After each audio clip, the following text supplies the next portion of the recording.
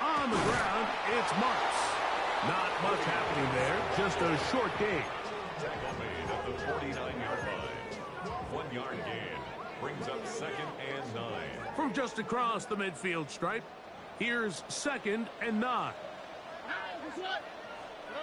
To throw, it's Stroud. That's going to be incomplete. Coverage very good there. Contact jarring the ball loose, and it's going to force 3rd down. All things considered, it's actually a pretty good pass. I mean, he puts the ball in a place where only his guy can catch it. But I think he hears those footsteps coming from that nearest defender, and he's not able to secure the catch through contact. That is going to be intercepted by Trent McDuffie. So the first part of any interception is just end up with the ball in your hands, right? That's what every defensive coordinator wants. But anytime you can get yards on the return, that's just an added bonus. And that's what we see here. There's a little space, does a great job securing the catch, and all of those yards just set up for better field position as their offense takes the field. The drive begins with a run by Pacheco. And they bring him down, but not until they get inside the 30-yard line. 14 on the pickup. 1st down, KC. And these are the explosive runs that open everything up. There's all this conversation about the value of the run game, but when you take a look at the best running teams, Mike, it's not necessarily how many yards they run for, it's how many big plays do they generate on the ground. And when you can generate big plays on the ground, it makes everything so much more difficult for the defense. And he's going to be brought down just outside the 10-yard line. He's done it again, back-to-back good runs. 19 this time, and another 1st down. Gain of 19 yards. 1st down, Chiefs.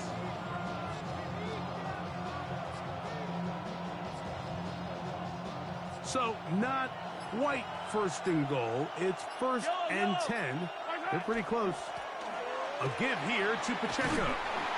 That's a nice pickup, bringing it down to the 3. The tackle made at the 3-yard line.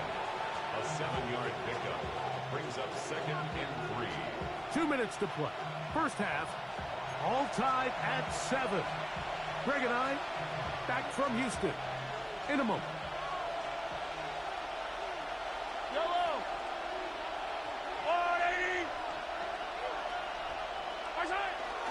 They'll try to run this one in. That one only good for a gain of 1 to the 2 to set up 3rd and goal. It's a gain of a yard. And after that short run, puts them a little bit closer to the 1st down marker, and they're going to need to create more running room on the ground if they plan on extending this drive. This one caught at the 4. Oh, nice open field tackle there. He could not get free. They're going to stop him for no gain. I think this is one of those plays that when the ball carrier watches this back in the film room tomorrow, he's going to be a little frustrated with himself. If he could just have made that one guy miss, he picks up the 1st down. Instead, he gets brought down short of the sticks, and now they got a 4th down decision to make. Hey, Ridley.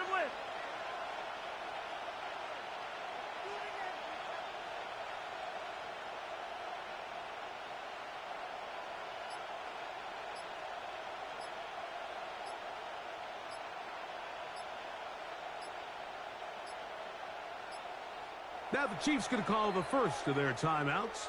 They stop it here with just under 40 seconds until halftime. They can still pick up a 1st down here, and they'll line up to go for it on 4th down.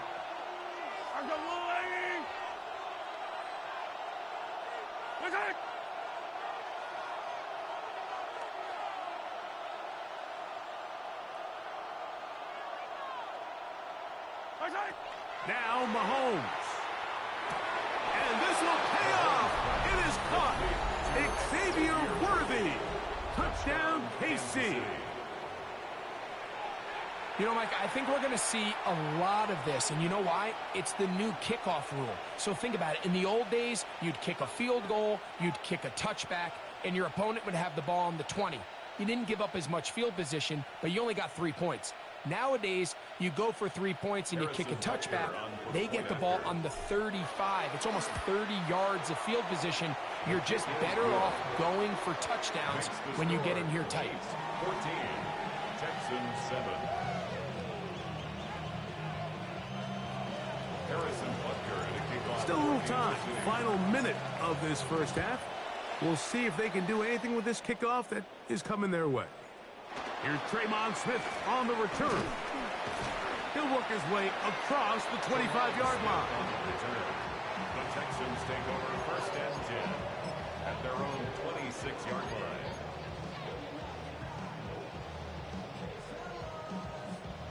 Boy, some bulk in the formation on that right side here for first and 10. Now, Stroud. And he can't hang on through the contact. Incomplete. Good job defensively to meet him just as the ball was arriving. It'll bring up second down. I got high standards for offensive players, but in this case, Mike, I think I'm giving all the credit to the defender. He timed that one up perfectly, and what could have been an easy play ends up as an incomplete. South. Not wanting to take a chance this time.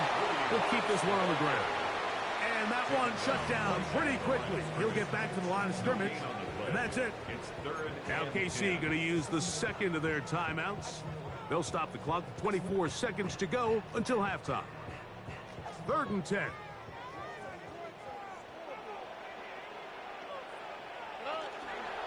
They'll go play action with Stroud. That one on target with Kirk. They've got it. The Texans going to go ahead and use their first timeout here. And they stop it with 19 seconds to go in this opening half. First and 10 at the 40-yard line. They'll come up 1st and 10 at the 40. Already. From the gun, here's Stroud. He'll go right back to Kirk again. It's complete. And he's down on the other side of midfield. Mark him at the 48-yard line. Here's a timeout, Houston. That's their second as they stop it with 13 seconds to play in this opening half. They'll break the huddle. Coming up now for 1st and 10. Will Spotter's big tight end, that's Dalton Schultz. And they'll take this down inside the 35. Now a signal, timeout call, 9 seconds left to play in this first half. Here we go. Stroud to throw here on 1st down. To the left side, into the hands of Collins. And he takes it down to the 15-yard line. So, 1 half in the books. Second half coming up. You're watching the NFL on EA Sports.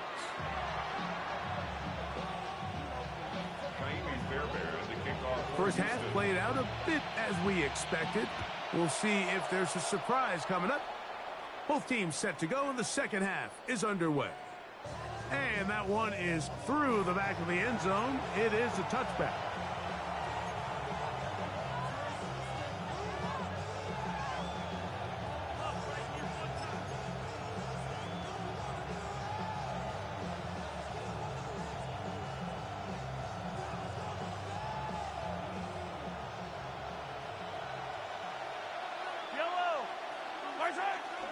They'll start on the ground with Pacheco. And he's down on the other side of midfield. Mark him at the 48-yard line.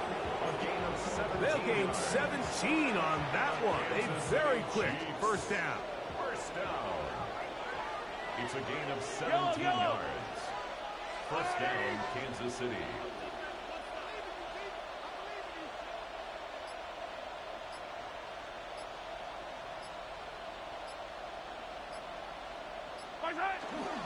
They'll stay on the ground and stay with Pacheco. A terrific run there. He's finally taken down at the 25-yard line. And another first down and another big gainer. This time 23 yards. First and 10 at the 25-yard line.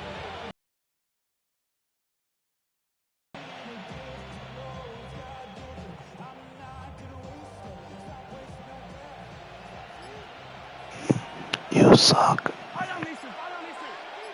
Nice chunk here in this good-looking drive. Pickup of 14 and a first down. First down. A gain of 14. And a first down, Chiefs. They'll run it straight ahead with Pacheco. And the Chiefs are going to be set up first and goal. Couldn't reach the plane. Pacheco goes over the top and into the end zone. Touchdown. Make no mistake about it, he may get the glory, but that does not... Bye-bye. Bye-bye.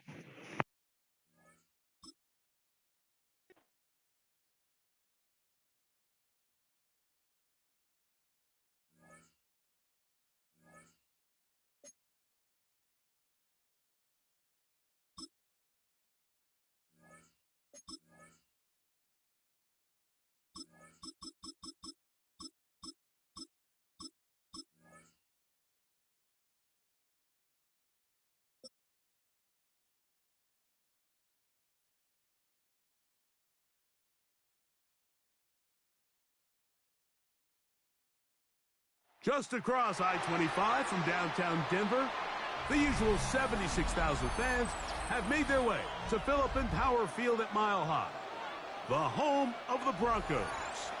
Coming up, we've got a good one in store. It's the Kansas City Chiefs and the Denver Broncos. Harrison Butker to kick off. Mike Tirico, Greg Olson with you. That's Harrison Butker, set to get things started. Off we go from Denver.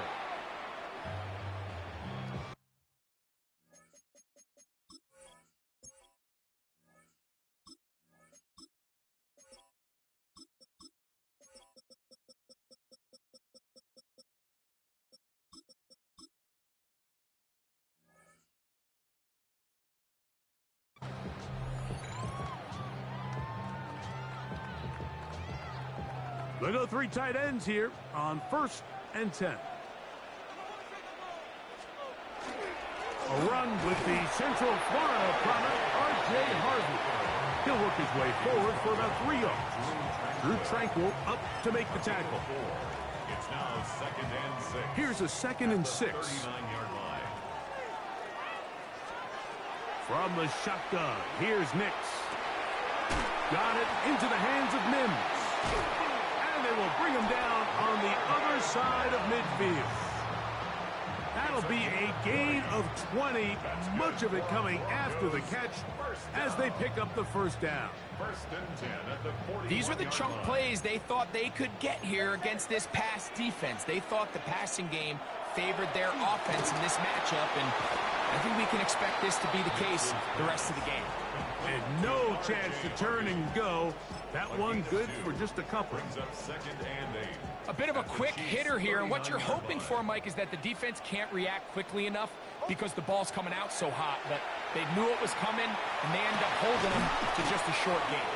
And they'll hold them to a gain of just a couple and sets up 3rd down. So he makes his first catch of the day, and even though it doesn't look like much, Mike, sometimes those are the touches that you can build off of. You know, it's like in basketball, what they say, sometimes you just need to see the ball go through the hoop. He's got his man. He finds Sutton. They get 18 on that one. First down, Broncos. 3rd downs, Mike, those are quarterback downs. Those are the downs where you tend to find yourself in a must-pass situation, and that's where the top guys in the league are still capable of overcoming it. So throw the ball downfield, be accurate with the ball. Winning on 3rd downs, that is a recipe for success. After the loss of 3, it is 2nd and 13. That is hot. What a throw. Evan Ingram. Touchdown, Denver. Exactly the way they scripted this one. A beautiful opening drive, Greg. Able to find the end zone on the game's first possession.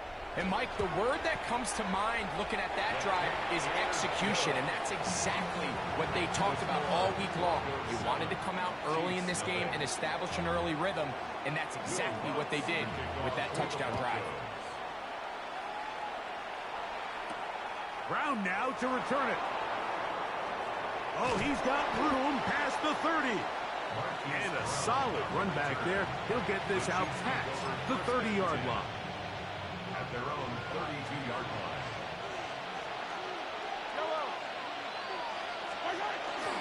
They'll run with the former 7th-round draft pick, Isaiah Pacheco. And he'll get nothing here. Back to the line of scrimmage, and that's all. Brings up second. They'll try again here. 2nd and 10.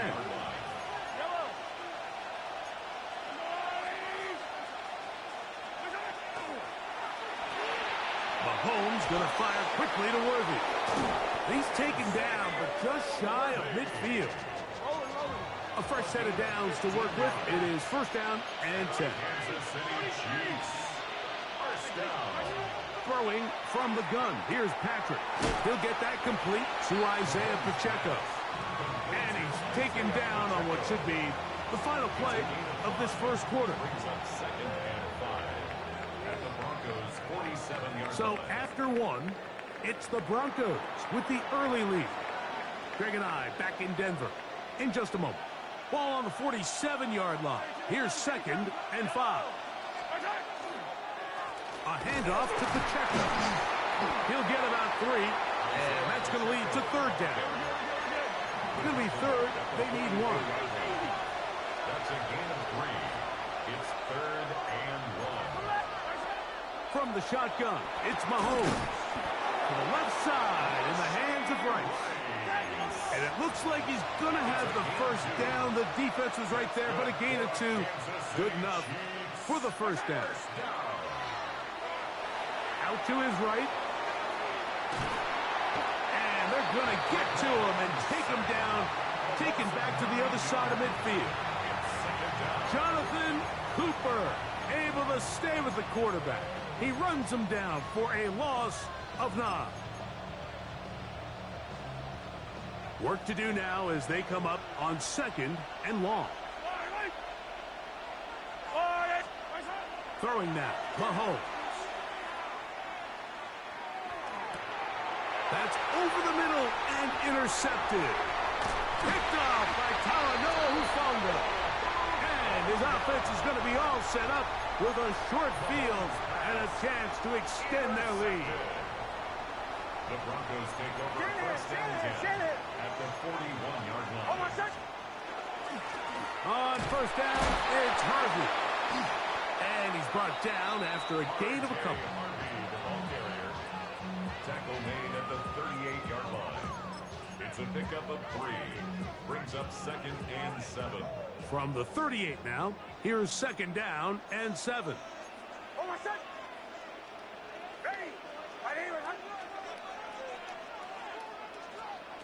Working out of the gun, it's Nix. He's got the tight end, Adam Troutman. And a good job rallying to the football. Holding just a gain of a yard and sets up 3rd down. 3rd and 5. Play action now. It's Nix.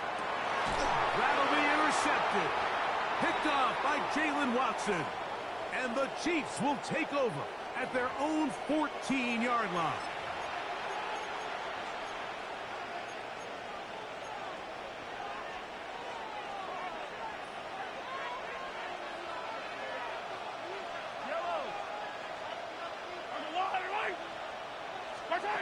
First down throw, Mahomes.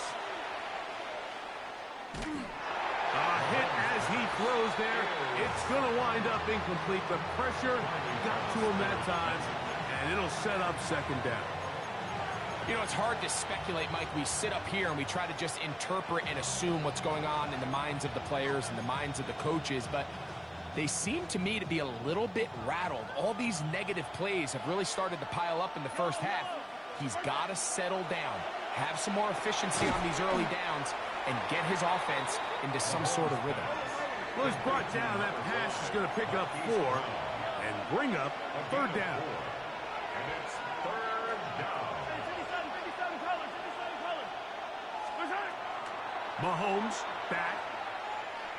Oh, he's going to be bottled up and taken down. They got him.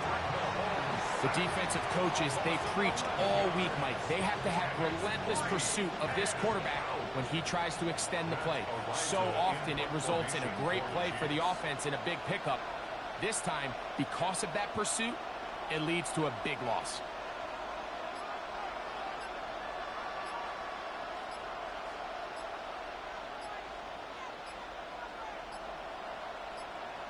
Now the Chiefs going to call the first of their timeouts as the clock stops. 50 seconds to play until halftime.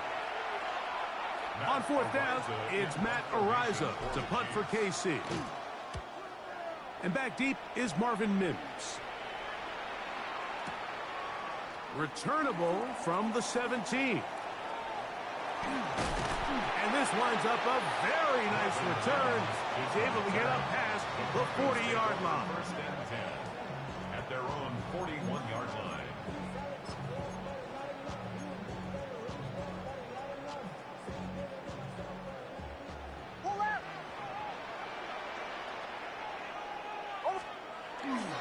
Drive starts on the ground, and this is Harvey. And he'll get 2 on this one before being taken down. Now the Broncos going to use the first of their timeouts. Clock will stop with 33 seconds to go until halftime. Second down, they need 7. Throwing is Nix. Oh, a lot of chances on that one. It was bouncing around, but it falls incomplete. Cortland Sutton, the intended receiver, and it'll be third down.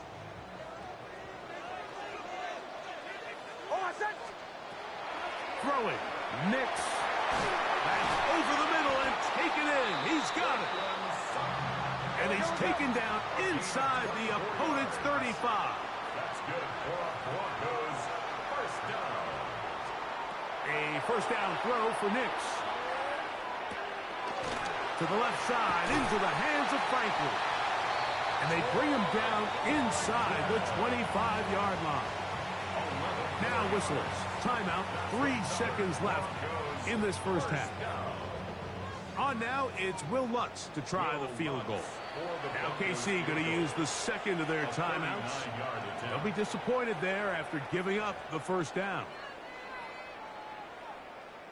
So the Broncos will turn things over to the field goal unit. This one from 39 yards out. Lutz's kick is good. And the Broncos will extend to a 10-0 lead. Chiefs nothing.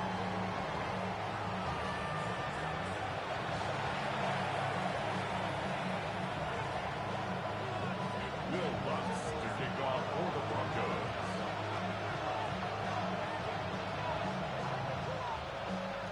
Pretty interesting first half. We'll see if any strategy changes for the next 30 minutes or more as this second half gets underway.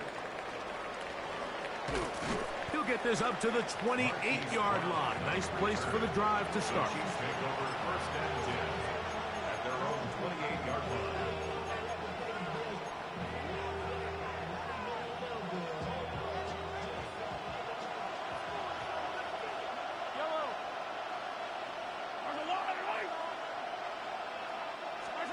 On first down, it's Mahomes.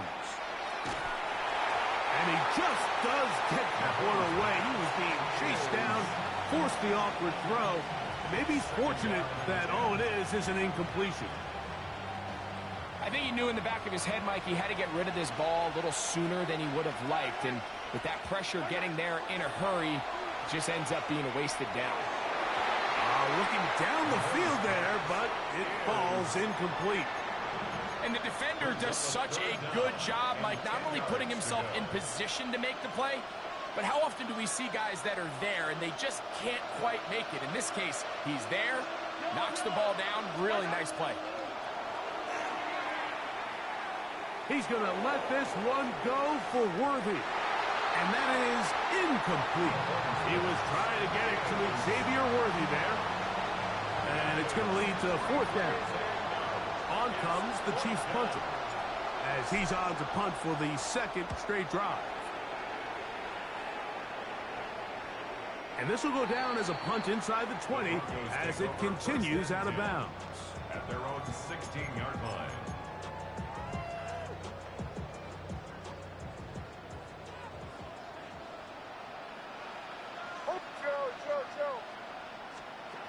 Nix, now to throw it here on first down. The ball deflected at least a couple of times, but it'll fall to the ground. It's incomplete. I'm not sure if it's this big lead or if it's just this second half pressure getting to him, but that's just a careless throw by the quarterback. And don't let this lead fool you. Throws like that can change this game in an instant. And this defense knows they gave him one. They let him off the hook. Evan Ingram, the intended target. And it's going to be third down. Off the play fake, here's Nix. Down the field, but it falls incomplete. The offense just couldn't seem to get anything going that drive. They knew they had a long way to go, taking over possession that deep in their own territory. You want to pick up that first down and see if you can capitalize some momentum. Instead, the errant throw brings up fourth down, and they're going to have to punt it away. That could have... Getting his offense a start out past the 30-yard line.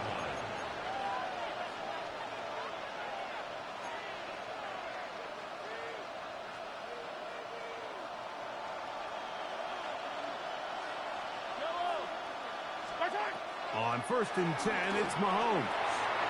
This caught right side by Worthy. And he's going to be out of bounds right around midfield. It's a gain of 16, and very quickly, a first down. First down. A gain of 16 yards.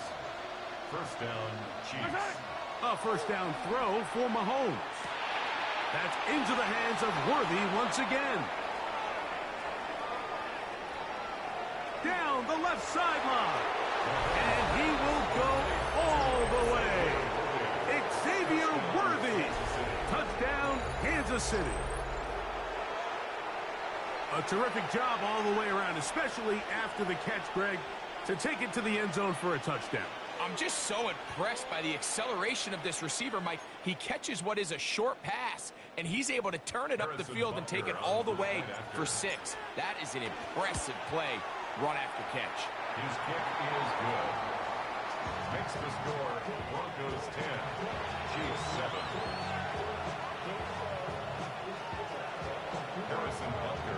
So now it's Butker following the touchdown to send this one away.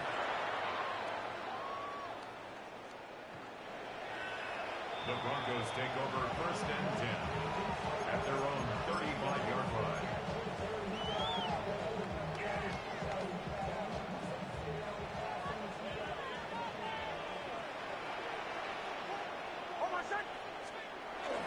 They'll begin on the ground with Harvey. He'll push forward for about a yard. Nick Bolton, the linebacker, there for the stop. 2 yards on the pickup. It's second and 8. At the So, from 37, here's second and 8. To throw is Nix. He connects with Mims. And they'll work this close to a first down, maybe just a tad short. It's a gain of 7. Brings up third and 1. They'll look to pick this up, third and a yard. Here's Nix to throw. He'll look middle, and he's got his man complete. And he's going to have the first down. It is a gain of 6. Good conversion on third down. First down. First and 10 at the 49-yard line. Straight ahead goes Harvey. And he's not going to get away. They're going to bring him down on the other side of midfield. We don't give these big guys enough credit, Mike, just how fast these defensive tackles really are. Here he uses his speed to break through, take the back down for a loss. Lost one on the last play, so now it's second and 11. From the shotgun, here's Nix. That is going to be intercepted by Trent Chiefs are going to take over just shy of midfield. So this is where an offensive play caller needs to come to the rescue of his quarterback, because this defense, they're onto you. They've got 2 picks. They're starting to pick up on your tendencies. They're shifting guys over to counter them. Now you've got to add some wrinkles. Now you've got to throw them a curveball and try to shift back some of that advantage to your side of the ball. That one broken up. It is incomplete. They tried the shot on first down. Couldn't connect. It'll bring up second down.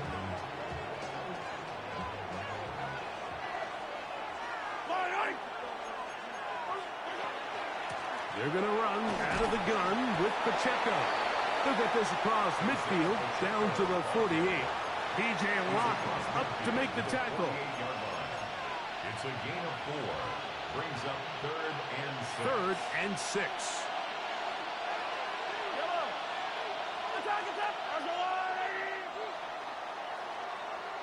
So, points at a premium. Defensive battle so far as we are through 3. You're watching the NFL on EA Sports.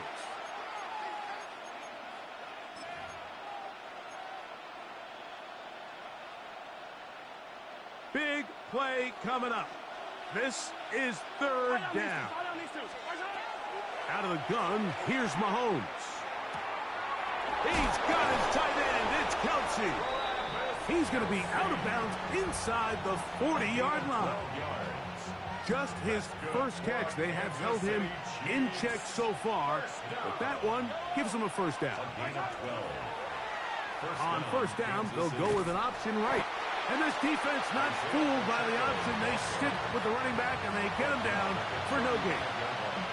Yeah, so I think as you look back over the course of this game, it's really been the inability of this offense, Mike, to create any sort of balanced attack to get anything going. And whether you look at the rushing yards, whether you look at just the points scored, this offense has to find a way going forward to generate more big plays and more balance, both run and pass. I think the biggest issue and why they find themselves trailing in this game, Mike, has really just been the ups and downs of this passing game. And sometimes he's highly accurate and efficient, but at others, he just misses too many easy throws. Question is, are they going to be able to overcome this quarterback inconsistency and pull this game out? Remember, he had the touchdown catch the last time they had the football. Here, he's got a first down. First down. First and 10. Now, Mahomes. They try to set up the screen, but this one doomed from the start. It's incomplete. Up until that incompletion, they've done a really nice job on this drive, Mike, picking up fresh sets of downs. And typically, throwing the ball on first down is a great way to do it. But now they find themselves in 2nd and 10. Do you keep it in the air and try to get the first down here? Or is the idea to just make 3rd down manageable and take your chances picking up a key 3rd down? This crowd trying to be a factor, getting very loud now. It's 3rd and 5. So 2 minutes left to play in the second half. We'll come back and finish this one off after this.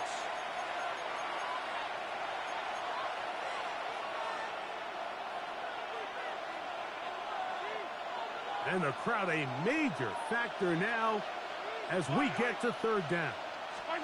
They'll drop to throw. He's got his man, right side, it's complete. And he's in. Isaiah Pacheco. Touchdown, Chiefs. So often these defenses come into the game, Mike, and when they build their pass defense plan, there's tight ends, there's receivers. There's so many weapons that these offenses around the league have at their disposal. It can be easy sometimes to not account for the running back out of the backfield, and that's exactly what happened here. Easy throw, get it into the hands of one of the most dynamic guys on the field, and let them do the rest after the catch, and he takes it in for a touchdown. Makes the score. Chiefs 14, Broncos 10. Harrison Butker to kick off. So now playing with the lead after that 4th quarter touchdown. Time to kick it back the other way. The Broncos take over 1st and 10 at their own 35-yard line.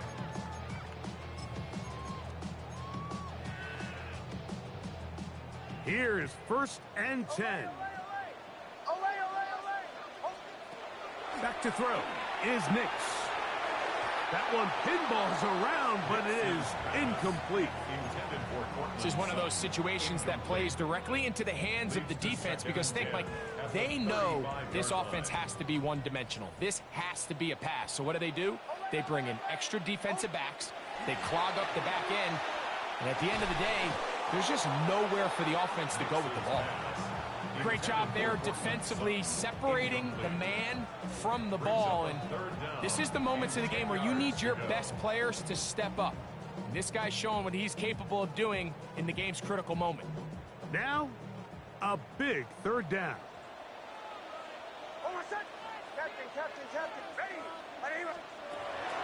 Now Nick's going to look to throw. Got it into the hands of Mims. And he is very close to the first down, but eyeball, he is shy of it. And they say it's 4th and inches. They'll run for it. It's Harvey. And he is going to have a Broncos first down. No problem there. They get the first by plenty on that 4th and inches. They'll throw. It's Nix. He'll go left side here and complete this one. Now it's 2nd and 1. It's a gain of 9. Brings up 2nd and a yard. They'll run here. And he'll take this one forward for about 3. And that's a first down. Now the Broncos going to use the first of their timeouts. The stoppage comes with just over a minute to play in this one. First down. Well, here's where you really see the value of having a good run game. 3rd and short, 4th and short. The ability to just keep it simple, win up front, turn around, hand the ball to your back, and to say, okay, more likely than not, we're going to get a fresh set of downs, maintain possession, and now continue to find opportunities to go generate points. And they bring him down inside the 25-yard line. That's another Broncos first down. On first down, here's Nix to throw. That's swung out to Harvey. And he'll wind up getting about 7 yards as he is forced out of bounds. Great example of first down efficiency. You don't always have to go for the big play, but put yourself in a friendly 2nd down. Now you have equal opportunity to both run and pass.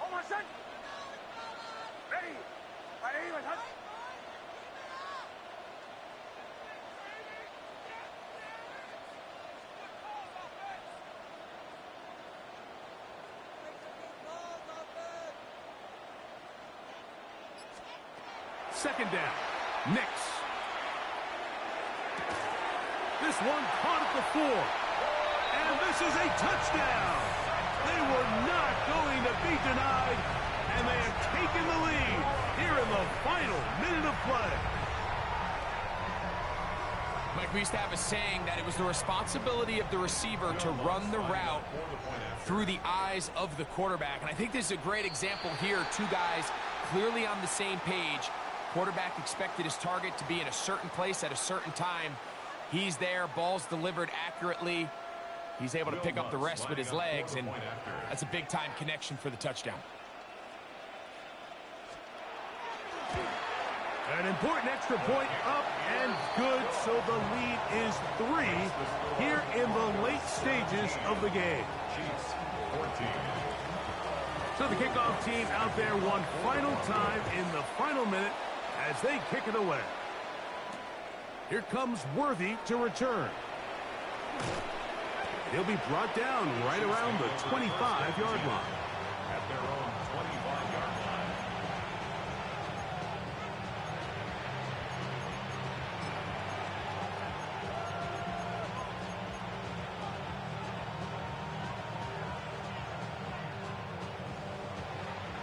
This is 1st and 10. Throwing from the gun. Here's Patrick. That's taken in by Kareem Hunt. And he's going to be very close to the first down marker. Out of bounds after a gain of 9. A gain of 9 brings up 2nd and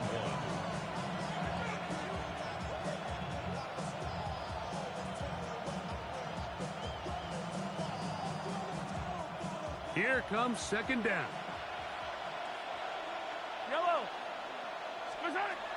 Mahomes back. Now they'll set up the screen for Hunt.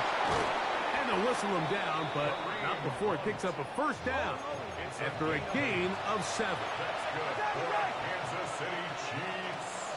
First down. From the shotgun, it's Mahomes. That is caught down the field. It's Worthy. And he'll be taken down, but they are in business inside the 30-yard line. Kansas City Chiefs. They'll come up here, first and 10. First and 10. Mahomes now, and the rush gets there. Down he goes. That's the linebacker, Nick Bonito. In there to drop him that time. It's a loss of 7. Now, timeout called. Let's see, you're looking at a long field goal try from here. Well, this might be one final heave to the end zone. On second down, Mahomes. That's swung out to Hunt. And he's out of bounds. It's a gain of 4, but now it's third down. Big moment for a guy who's made some big kicks in his career, Harrison Butker. This to force overtime. Now a timeout, Denver. That's their second. They'll talk things over before third down. The Chiefs will use their third and final timeout here. They'll talk things over before third down. Big moment for a guy who's made some big kicks in his career, Harrison Butker. This one he's got to have. This one is good. Would you expect anything less from this game? We are going to get some more. Headed to overtime.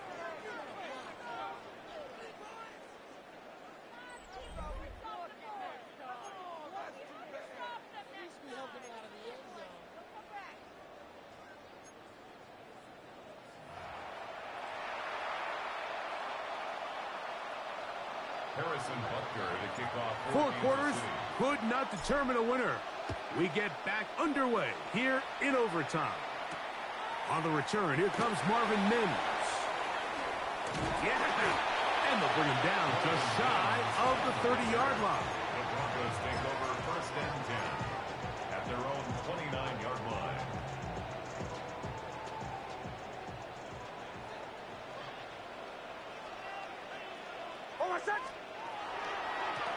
Handoff now for Harvey. Trying to find some place to go, but nothing developing. Tackled behind the line. It's a loss of 1. A loss of 2. Well, they try to get the run game started here early on this drive, Mike, and they're just going to have to do a better job up front. There's really nowhere for this ball carrier to go. You never want to lose yards on first down, but that's exactly the case here. I had a defender draped all over him. Incomplete. Good work to body him up and set up a third down. 12 yards to go. He was looking for Marvin Mims there. And it's going to bring up a third down.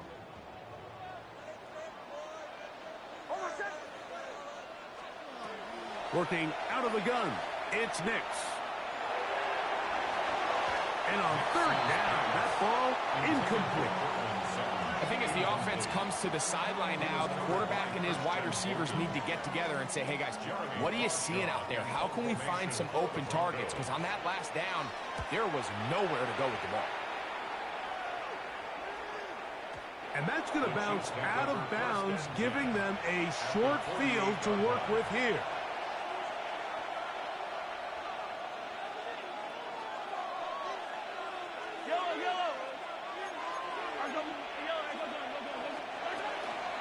Now the former Russian champ, it's Kareem Hunt.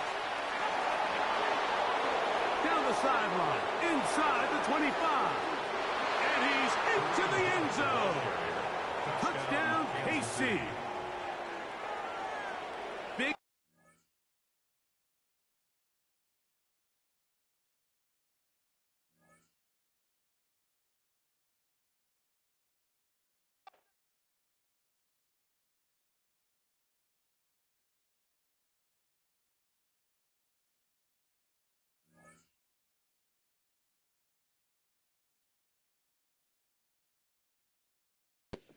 Big. To watch, and I thought he was gonna.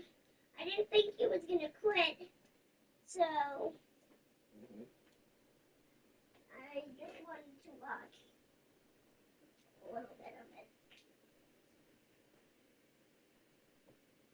scored a touchdown for the second half. I came back.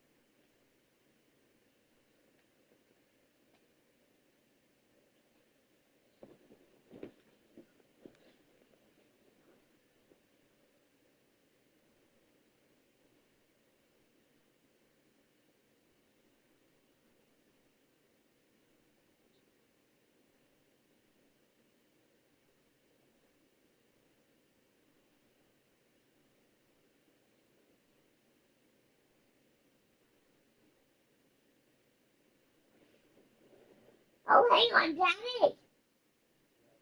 In Pokemon Go, there's something that you can do that you might have not known. So I looked for Ryan's name, and then I looked at his account, and he sent me a gift. He sent us another gift today. And You want to see it? once I pressed on it again, then you can also battle your friend. For real. I figured that out. I was trying to battle him. He wasn't like proceeding. I said that Ryan sent us another gift, too. Want to check it out? I was confused which one was Ryan and which one was David? yeah.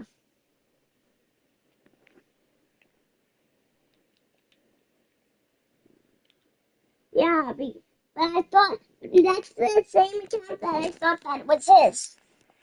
And also David sent me a gift yesterday too. I opened his also. That's nice. They were nice gifts, but they also sent me the same thing. It's a nice guys. Yeah. But the crazy thing is they sent me the same thing. Same thing? Ooh, I got a gift. I'm gonna make some coffee. A Squirtle sticker. Tiny apple. 5 Pokeballs. Stardust. Yeah, good. Okay, so Daddy, look here. I knew it. Look for it. Look, Daddy. Yes. Look. Press. Go to friends. Mm-hmm. And once you battle, Mm-hmm. press battle, and then you can battle. You can battle Ryan. Watch this. This is what you can do. Press this.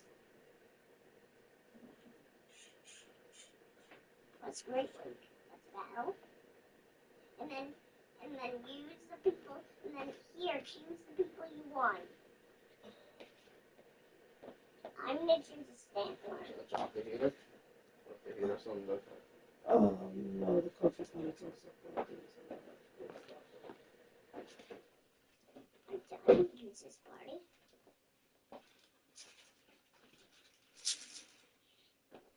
Oh God, please accept it. I really want this guy to accept this. Yeah, he's working right now. Oh, I'm so silly. Okay. I didn't know. I mean, maybe he could, but he's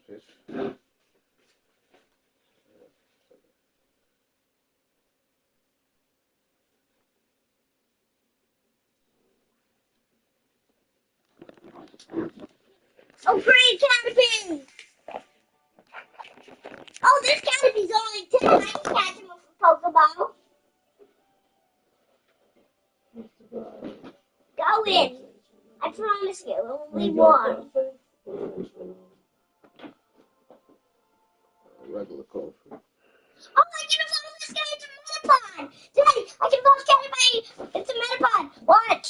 Do it. Okay. Do it. Go. Yes, I will. I love Metapod. Metapod can harden, and then his body will, his powers will rise. So Metapod is a good Pokemon. Ready? Mm-hmm. Tell me, say go when you're ready. Go.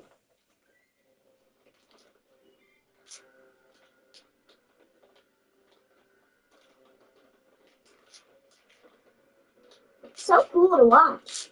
Especially with you. Yeah. Metapod. That's what he looks like. So Caterpie has his skin. Its skin is green, and then once he evolves, his skin gets greener. Yeah. His skin is going to get more green as he evolves. Mm. More and more. Metapod. This one has no power. Let's power this guy up. You want me to put on some Pokemon before the game starts? Okay. So maybe I can also try to do this, so it can just, if I catch this, if I have some of the same Pokemon as Ash. Yeah, sometimes they teach us about new Pokemon. What are you doing? Pooping.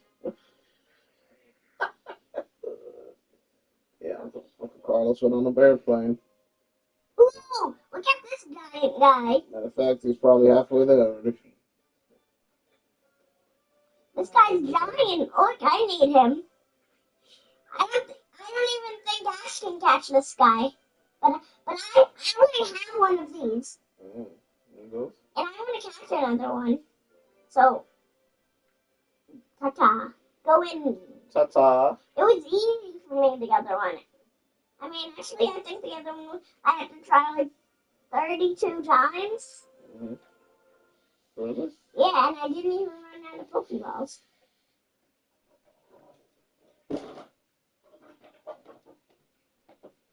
There's another one. Maybe if I get this one and don't power him up, I might have enough to evolve this one.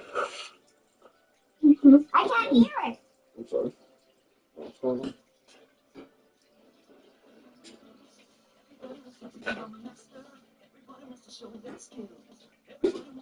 I don't even think I watched Pokemon this far into it.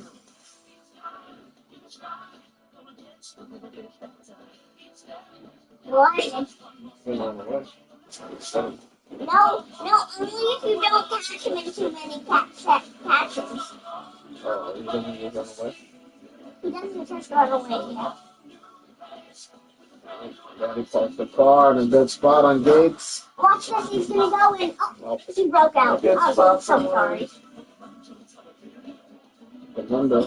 It's gotta be more Tuesday. What? It's gotta be more Tuesday. I caught him. Yeah, sometimes. Yeah, maybe.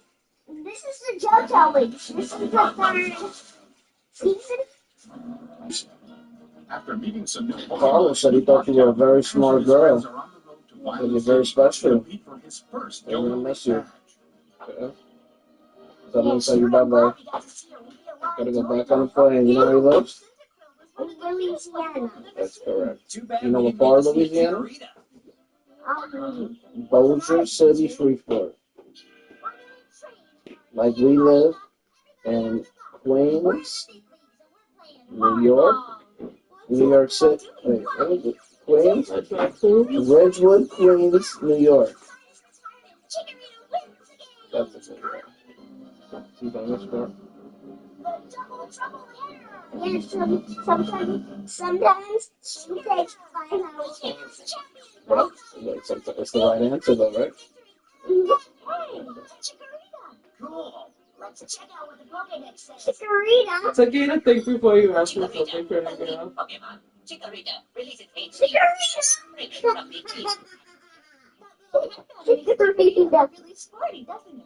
I bet you that girl's just starting out as a Pokemon trainer, and she got her Chikorita in New Barktown from Professor Elm. See what kind of taxi is. Meow meow.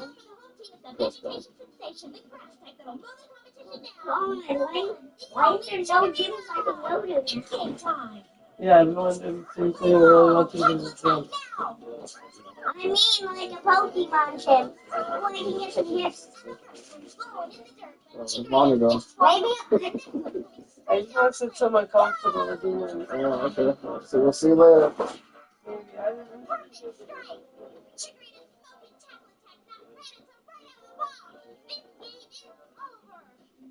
Oh, this one's good. It's a whole new world to love it.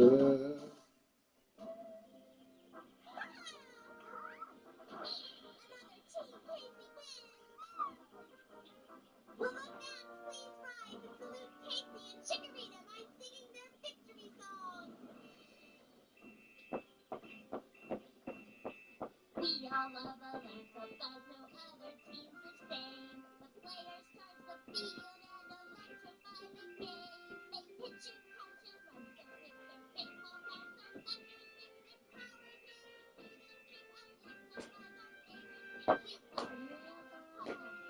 bats on thunder, stick their power Evans! Hang on, that's no me. Seconds. Oh.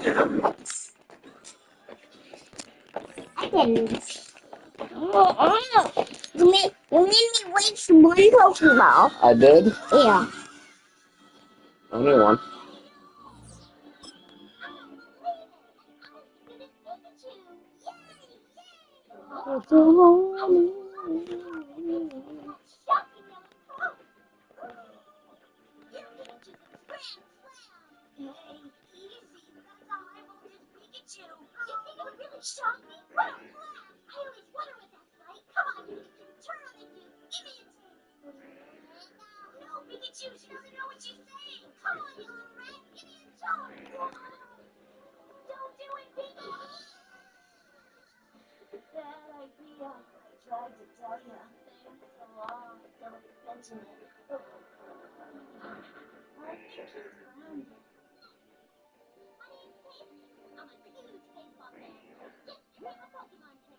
We really like your Chikorita. Did you get it from Professor Elm?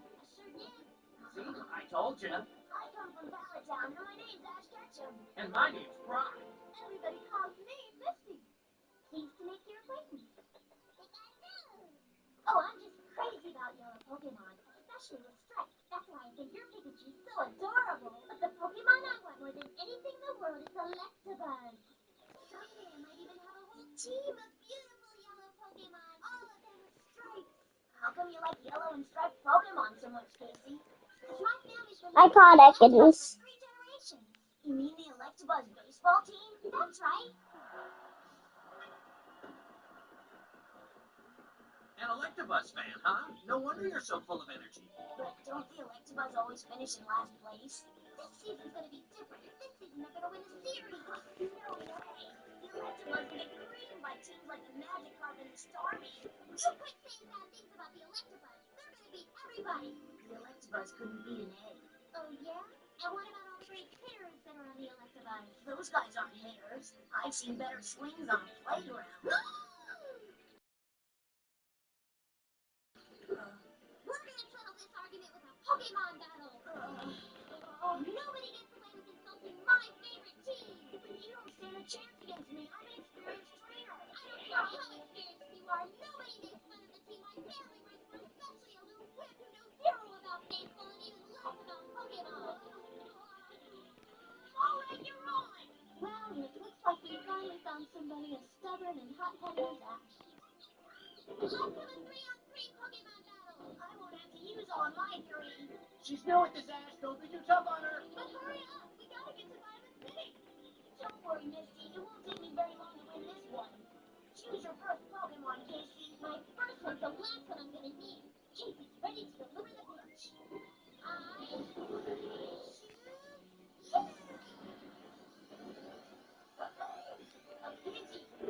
Pidgey, Pidgey. Pidgey. Pidgey, Pidgey. Stop. I can't hear.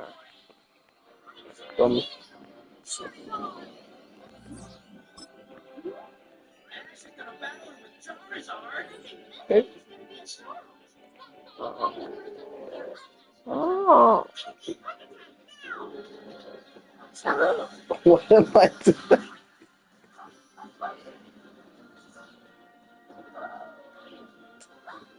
You hungry? Ah, Charizard being our pitching. Ha ha ha ha ha. What? Is this lady okay? She said that Rattata for Charizard? No, that was not her. That was Ash. No, it's her. But Oh yeah.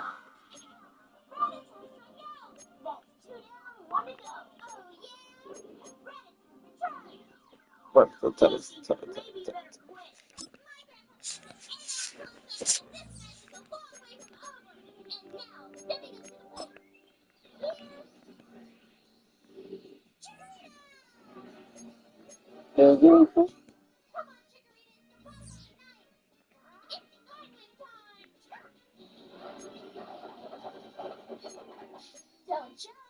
Charizard, use your flamethrower, but try to go easy on it.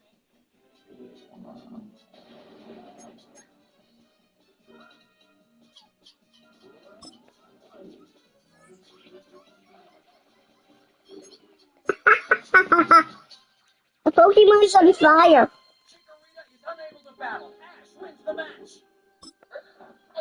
Welcome to Superstar, a place where you will travel your own road to NFL stardom. Craft your own career, one that could lead to awards, Super Bowl glory, and even a spot in the Pro Football Hall of Fame. But legendary careers must start somewhere, and this is your blank canvas, the humble beginning of an unforgettable journey. Before you take your first snaps, let's see what type of player you're going to be.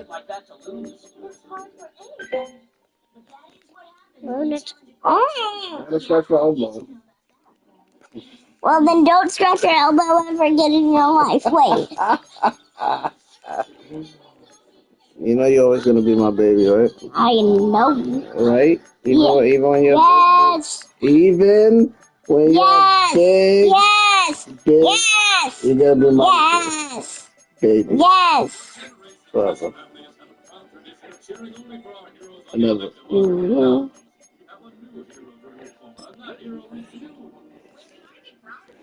You're the first member of this family ever trying to become a Pokemon trainer. So take a lesson from the Electabuzz. They never give up, and neither should you. Keep trying your best, and we'll never give up on you either. We'll be rooting for the Electabuzz and for you too. I'll make you all proud of me no matter what happens. I'll never quit.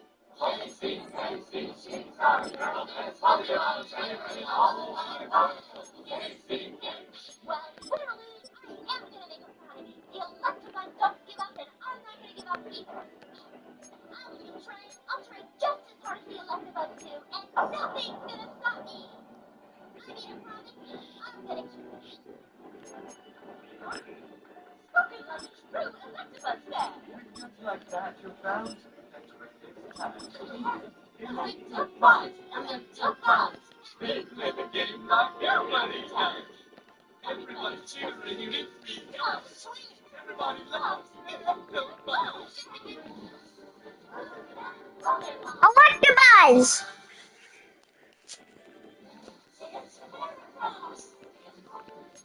Oh God, you gotta be like 15 to answer these. Like 15? Yeah, I couldn't even answer that one. Which one was that one?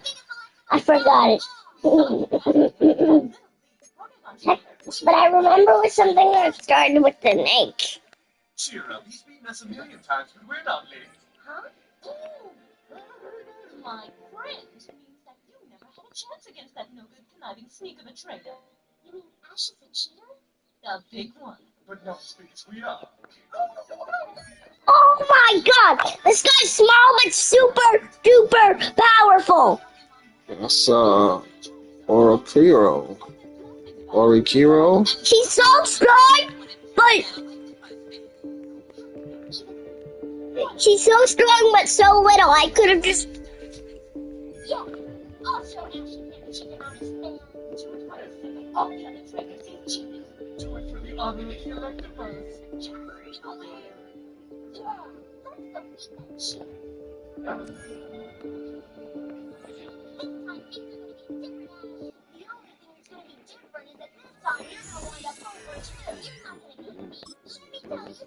Oh, no, trainer, don't make your house famous this time. Yeah, that means spirit, DC. Yeah, aren't we supposed to be on Ash's side? I usually root for the underdog, because the underdog is usually... From its annual home of Indianapolis, Indiana, it is time for the 2025 NFL Scouting Combine. I'm Kate Scott, so happy to welcome you here for another year alongside someone who went through this event himself as a player. It was a few years ago, but he still remembers it. Mr. Brock Hewitt. And Brock, it is just about time for one of the most important events in the pre-draft process, as these players try to convince all 32 NFL teams that they should be their first-round pick. And let me just tell you, these guys have prepared as much for today as they did for the most important games of their college careers. We've got our eyes on a lot of the biggest names here, but there's one pass catcher in particular. We're all very excited to see Tez. You're so strong, this receiver who can really take the lid off a defense. And he's up next to the Combine's most popular event. It's time for the 40-yard dash. For real, you dead name, for real? For real. Okay. Wearing out their roster. Team Rocket will take the field and their building up.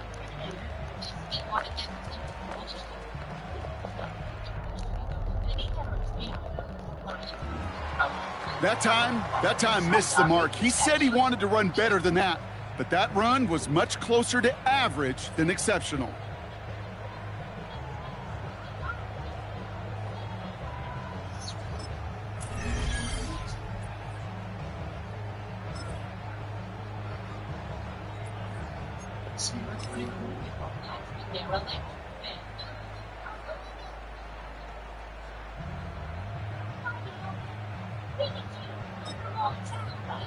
Coming up, here he is in the 40-yard dash.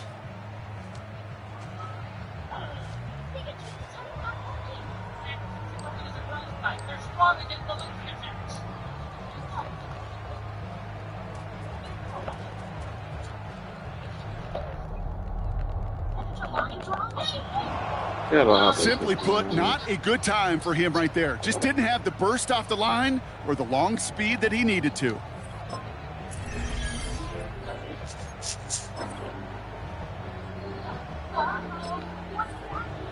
Coming up, here he is in the 40-yard dash.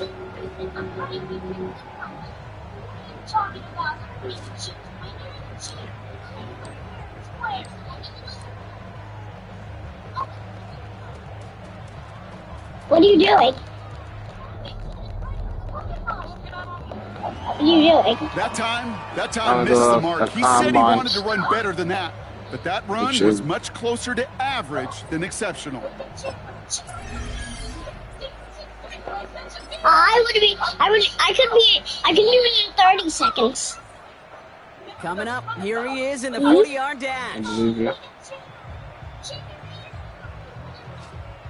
Does he have to start like that?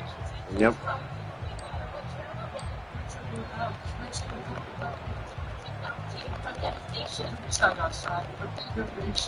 Dive! That time missed the mark. He said he wanted to run better than that. Daddy, that next run time was go, much closer to average than exceptional. Like, do it in 30 seconds, I want. You alright? They're playing baseball? Coming up, here he is in the 40-yard dash. No, they're not. Okay. It's a Pokemon battle in a baseball field.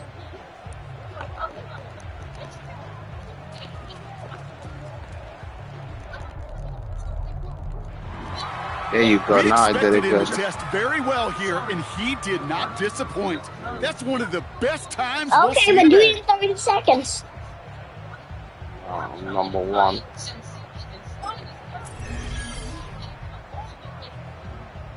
Oh,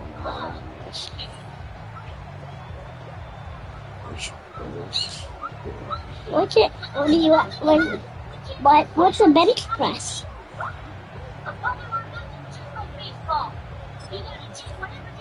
Next up, the all-important test of strength for a future NFLer. It's chest day, baby. Turn on the bench press.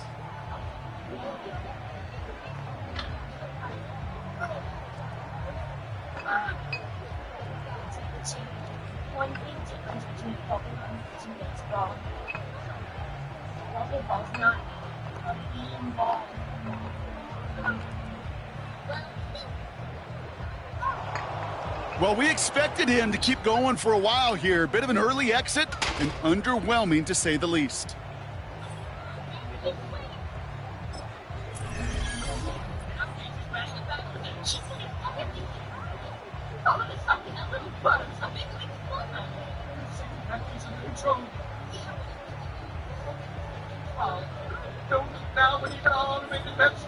Now we'll see how many reps he can put up on the bench press.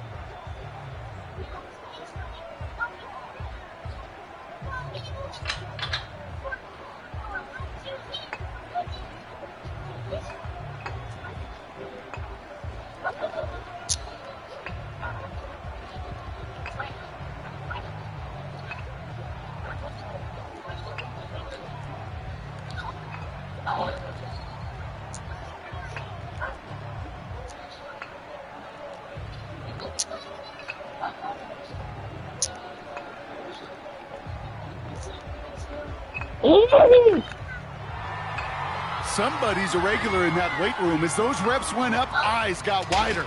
And this is a total that will grab some attention.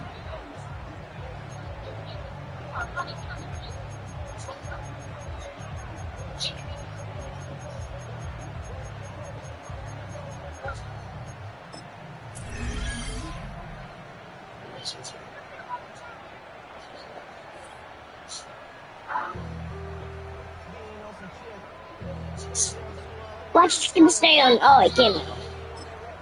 Well, every football fan knows this. Explosiveness and agility are so important at every position. And now we're going to see how much he has of both here in the broad jump. Well, that mark certainly much shorter than we were all expecting. He really didn't get the explosion he needed in that leap.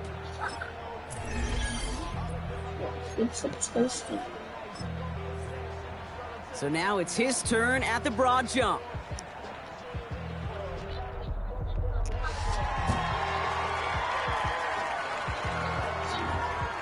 Man, what a great jump right there. Imagine what that explosiveness and agility can do for whoever drafts him.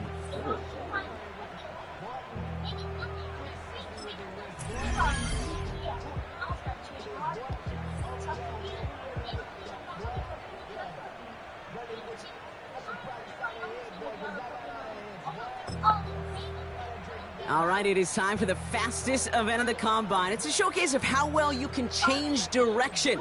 It's the 20-yard shuttle. God, I beat Pokeballs.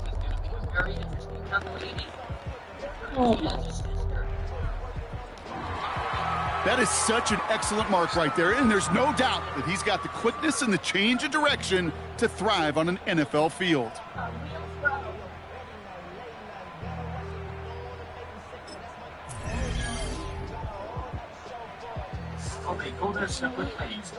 I saw that. Not all of it. Well, we've seen what type of an athlete he can be. I have 7 now let's get him out there and Pokeballs see how he handles an NFL route tree.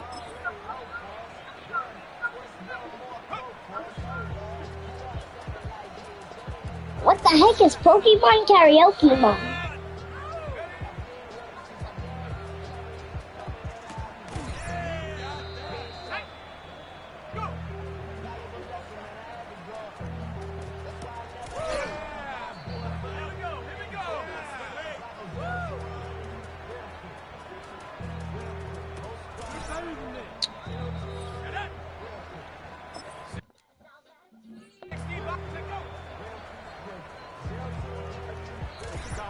focus.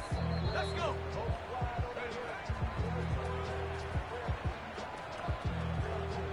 Almost there, a little more. Come on, come on. Set. Net. Go. I'm not shooting Pikachu while you missed it. Look at that.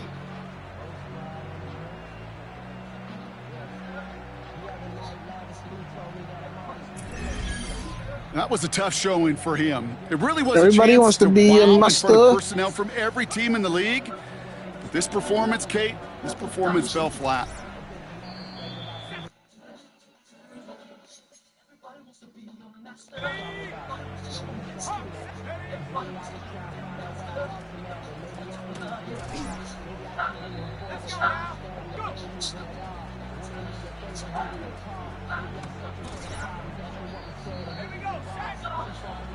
Hang on, Dad.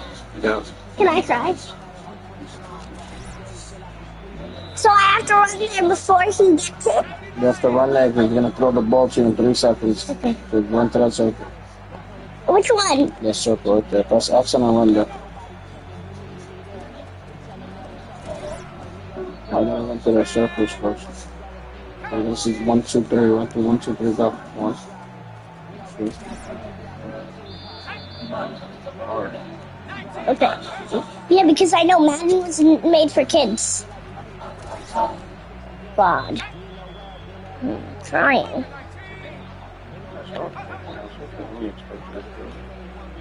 Maybe I will, though. Because I need to try this one. I tried it, but I got close.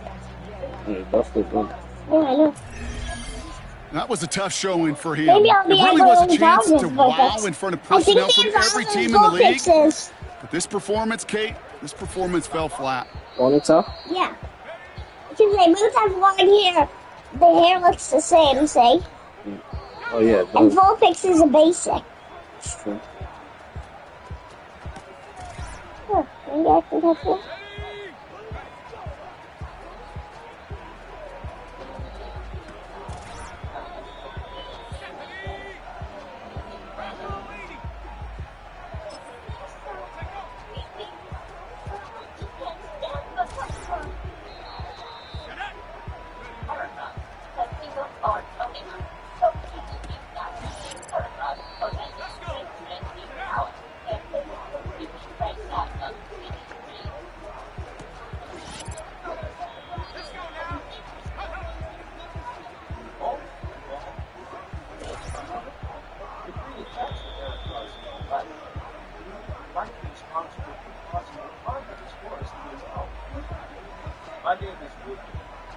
Woodruff. That's called ending your Hello, combine I am strong. Woodruff. He got out there with plenty of confidence, and he backed it up with a very good showing, as every scout in the building was watching him. That wraps up the 2025. I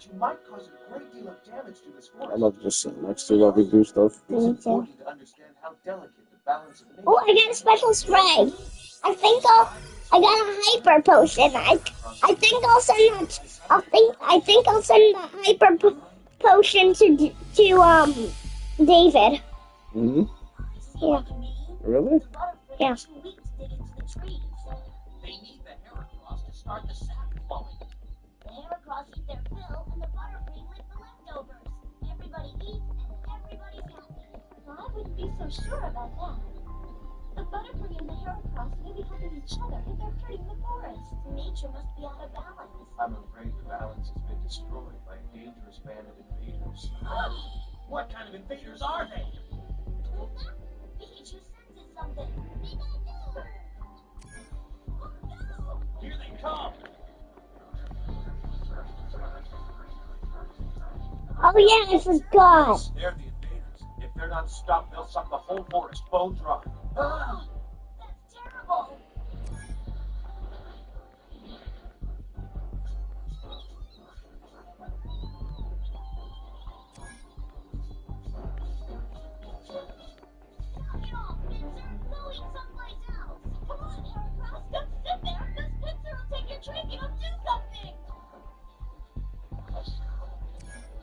Spirit!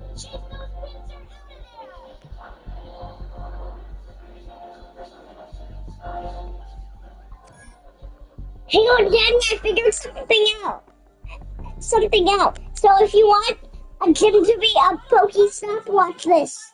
So you press onto the gym, and then you press here, and then you can spin it. But I can't spin it. I don't know what that is. And I have no idea. When that cell phone rings, time stops. It's the single second that years apart. Oh yeah. I can't even get a remote pad.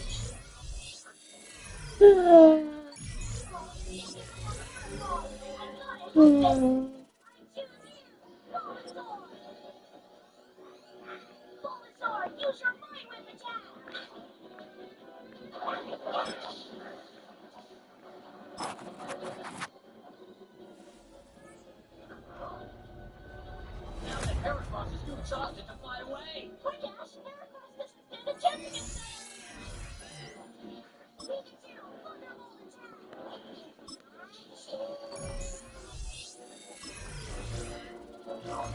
Nice work!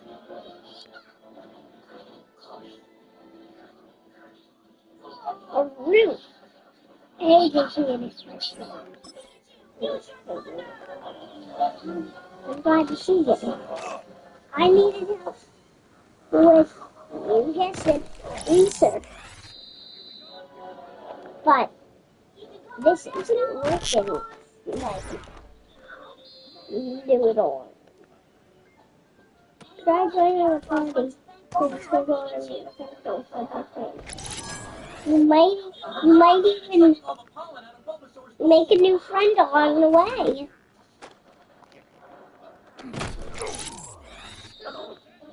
Heracross learned the hard way that there's no free lunch. I think we all got something. Heracross was trying to protect Butterfree. It was some more treats on it. Maybe. Okay, so who cares if Heracross is trying to protect his own people? Get scared off the pincer, and now everything's back to normal, isn't it? I'm afraid it won't be long before those pincer are right back. What? Why are they coming here?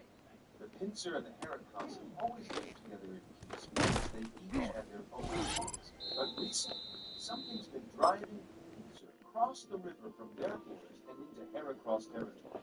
I'm afraid I don't know why they're coming here, Mister. But if I can find out, maybe I can stop. It's a real bad situation. So I can't buy on a max gym. I have no Poké Coins. And I have good Pokemon to battle on a max gym. So I definitely need to. I really need to get one.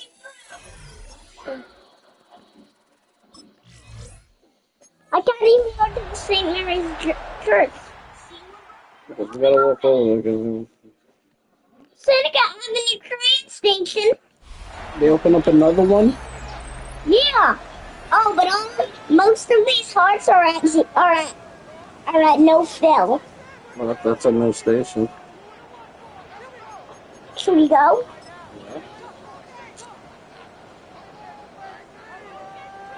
Yeah. Okay. When you're finished, can we go walk over there? Play action this time. Gym. But we've got to choose good Pokemon.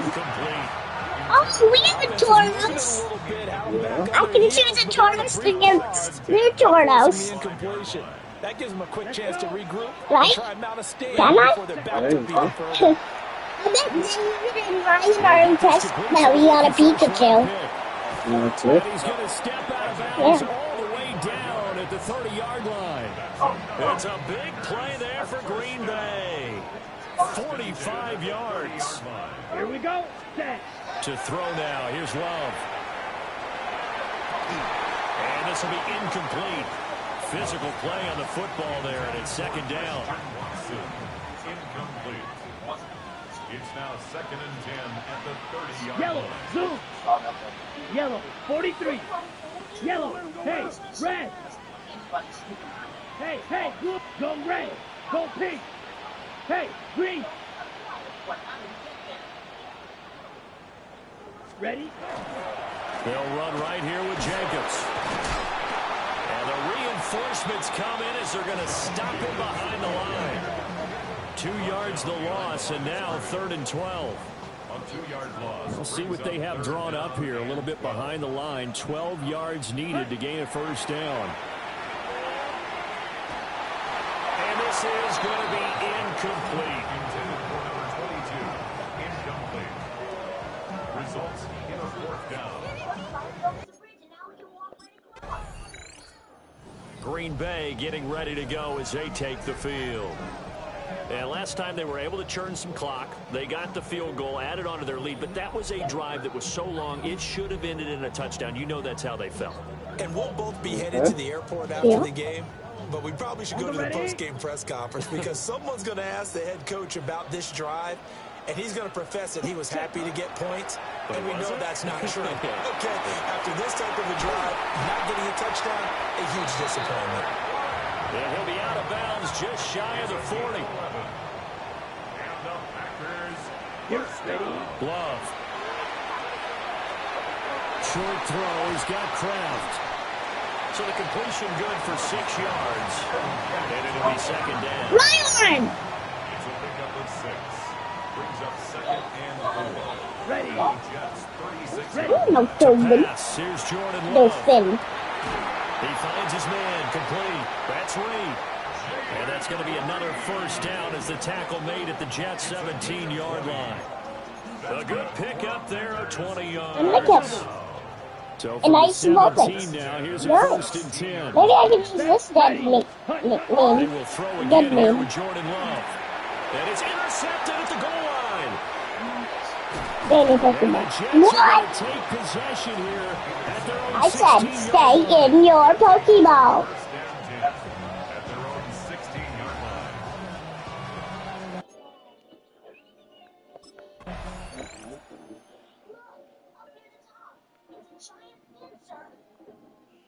Got him!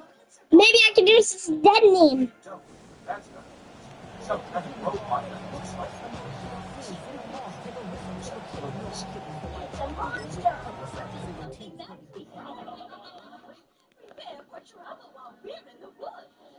double. We're up to no good. To protect the world from devastation. Do you like all people in our nation? Do not be evil, true and fly. To extend our reach to the stars above. Jesse, James. Team Rocket flies off at the speed of light. Surrender now or prepare to A Snickers! So you're the ones responsible for that mechanical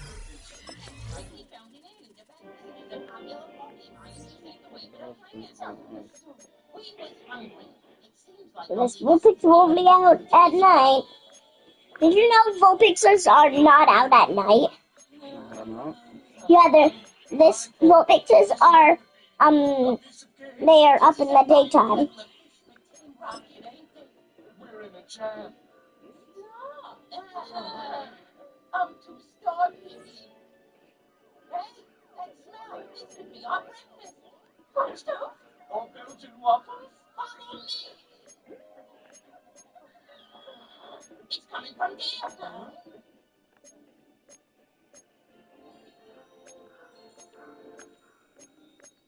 That gloopy goop looks disgusting. Are you going to try, James?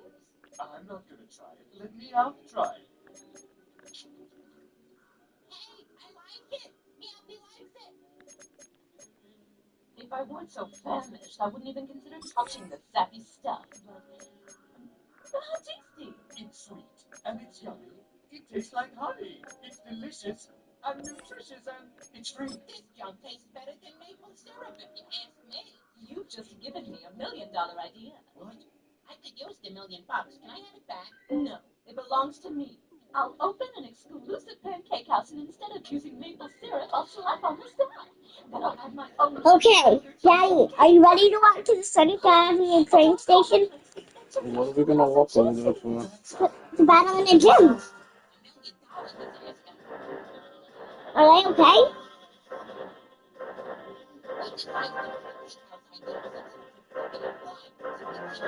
Okay.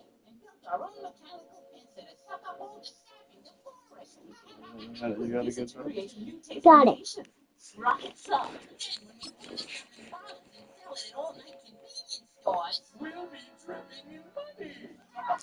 Hang on, Dad. What about while we're walking to the gym, we also see if there's some Pokemon, and then we battle. If we get very strong Pokemon, maybe we can battle with them. But there's one thing. Baseball is a little bit close to Pokemon. Because from baseball is a little bit different than a Pokemon ball. Yeah, it's different. A little bit. Lickitung! We have Lickitung. But it died. I don't care. We have a stronger Pokemon than a Lickitung. Hey, you're eating up all our profits, you yellow belly sapsucker. Sorry, I didn't mean it. Yellow belly sapsucker.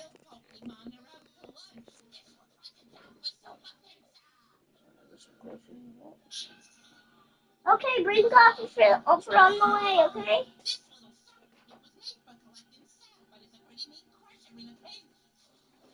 That was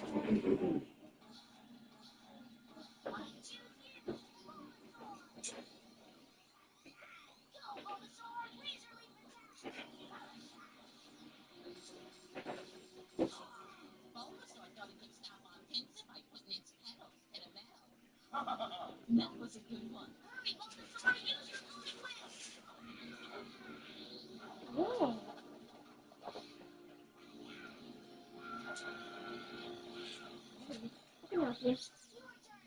Light it up. This keeps your costume warm for like 2 days, I think. 2 days? I think. Wow. I think, but I don't know. I don't know, Daddy. Dad, I'm gonna tell you something. I'm trying to tell you something. I don't know. You could? Cooking for like a 30 minutes. Yeah, maybe for one whole day and one whole night, and then in the next morning it will be cold.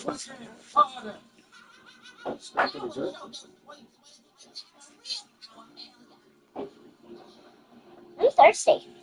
What do you want to drink? Water.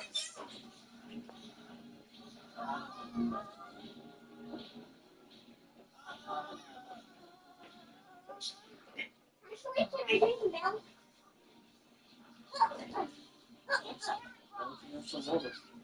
What? Why? I want milk. What's wrong with that? I'll show you.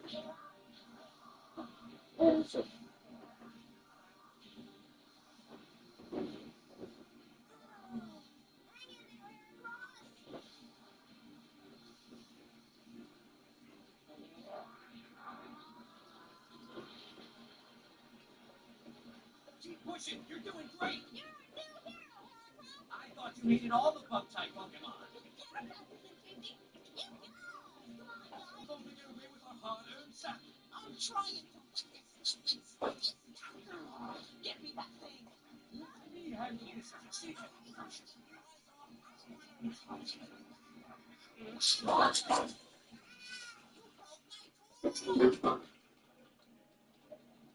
Okay, we got our backpack, Eric Ross. We're ready to go.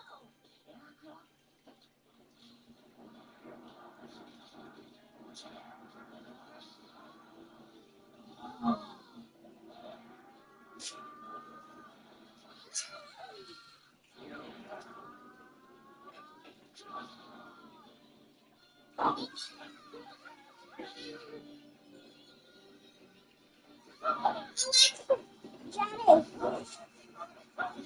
did you see a little bug Pokemon? Now its name is Heracross. Heracross? Yeah. Hey, now that Team Rocket's gone, the Pinch are coming back. Well, you know what they say. There's no place like home. Yes, that's right, Krista. Each Spencer won't need to leave their habitat, and the Pokemon can live in harmony.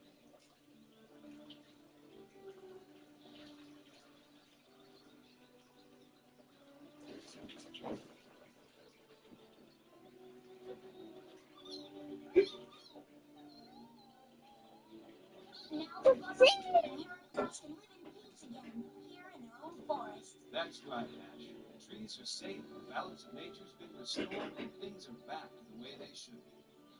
You were awesome, Heracross. You worked out perfectly. You were really brave, Heracross. And I take back all the creepy things I said about bus Pokemon. You're a great Pokemon, and we'll really miss you.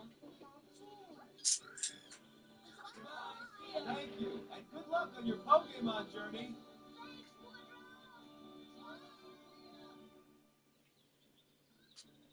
Can I go tell Mommy to get me some clothes, Dad? What's the matter, Pikachu? Hey, what's Heracross doing way out of here? Where are you going, Heracross? It's staying with your friend.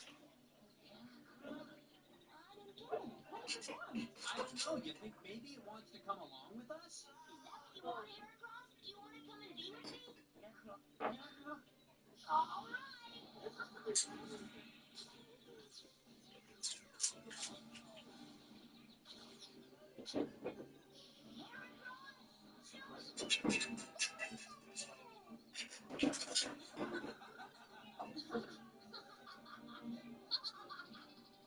Now, Ash, Misty, and Brock continue their journey with a new addition to their circle of very special friends.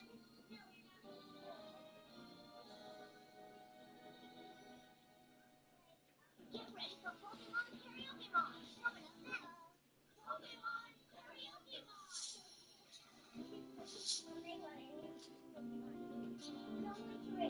Is that how it works? Yeah. 1, 2, 3. What's Jigglypuff even singing for?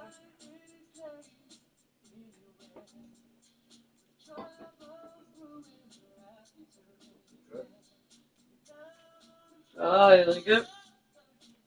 Hey, he's going to bring his coffee.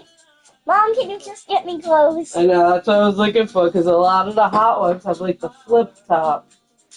And I was like, that don't work if you lose Harry. I saw this on Amazon too, but Look, I'm sorry. put a little something on it, but they're not gonna wrap it. Yeah, we can stand outside and battle with the Well, we could go inside. Well, the sidewalks are clear. The sidewalks are clear.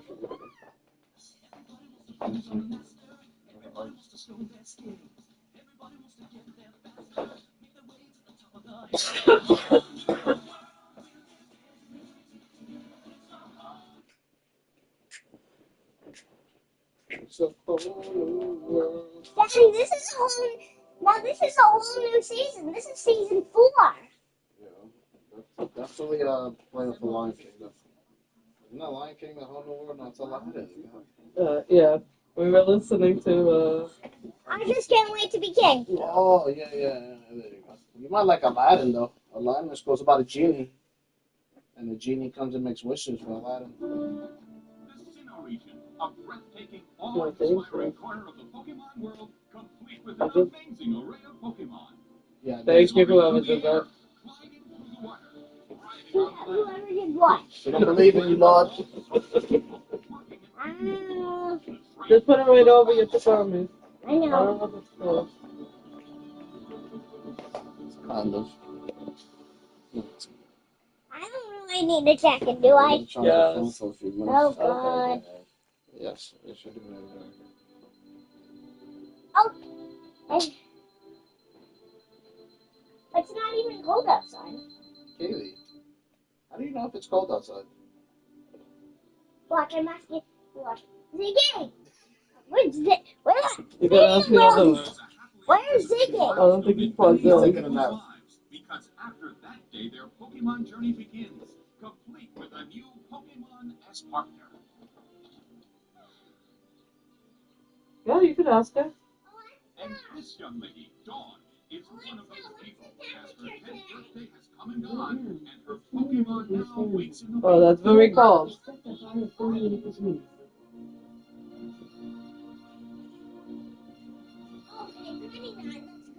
That's freezing. No, I don't even want it. You have to wear a jacket. No, I don't. It's not even cold. Kaylee? What do you mean? You have to wear a jacket. But actually I don't. Stop looking back. We're not going nowhere. Fine. Understand that? Yes. I hope you finished packing. Did it all yesterday. And just in case you forgot, did you pack the postcard from Professor Rowan? You won't be able to get your Pokemon without it. Oh, my Costco hoodie. I know, Mom. See? I'd never forget this. Look at this. Tell me it don't feel like an expensive hoodie. Pokemon It looks good. They're all so cute. $30 hoodie. Thing is, I'm sure that any of them would make an awesome partner. It just feels I want to be a top coordinator like you, Mom. like rough. If I could put it expensive, like more, I would have been a little softer. Daddy, next time I size up so I can put in your jacket. What?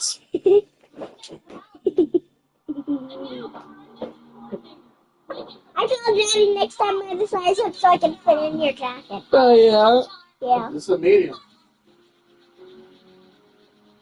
So can I fit in your jacket? Funny, it said men's medium, woman's large. I told them I gotta hide this from my girl. Different type of people go to Costco. Huh? I like it. Yeah, I don't know if he was joking, but he said that they're gonna have a collab with Nike. I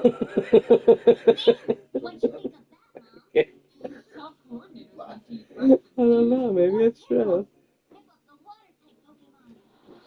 So he's a black member, so he gets to go in there an hour before everybody. Stop being a white member. That's all for years to use the Costco store to make this very easy. Yeah, at least place deliveries. You what? There's still places like a Costco delivery. Hey, what's up with you? What did you say about a place that you could use it, only use it to place deliveries? No, that's not what I said at all. What did you say? I said you can use it to place deliveries. Oh. Very simple sentence. I don't understand it. Because I didn't hear you. He's telling you that you could use it to place deliveries? But I don't want to go in there. I know I've been to a Costco. Yeah, me neither. It's one of those places where there's not much that you could get because... I've never been there, but you're saying you can't get much for. Yeah, because a lot of it you don't... Well, you gotta buy in bulk and you don't have room to put that. Like, I feel like you can put some of the paper towels. Like, how much stuff are you actually gonna buy? Like, big things of. Yeah, if you put it like that, then yeah, you can't buy much. But yeah, you can buy a lot there, man. Do you know what your journey is for? To become a Pokemon trainer, right? Exactly. Which means this is plenty. What? If you want to be a top trainer and a smart traveler, then trust me. Yeah, we don't think our electricity will handle that. We're really scared. We try to plug into the freezer. I've always carried it as a good luck charm. Now, if you will, I'd like you to carry it too. Really? As long as you don't lose it. Okay? Yeah. Where's your rugs? What? Where's your rugs? Are they over there? Yeah. There's no more snow on the ground? Do you know how to get there? Me? I have no. Ask So my the father. sidewalks are clear. Ask my father. Okay. It's no snow, but yes, the sidewalks are clear. Oh, that's mommy's. Big cat. What the heck? Yeah, mommy's not a big cat though. Mommy thinks. Is that the right foot? Yes. Oh, wrong. I'm sorry. Did feel tight also. Yeah, that's what it is.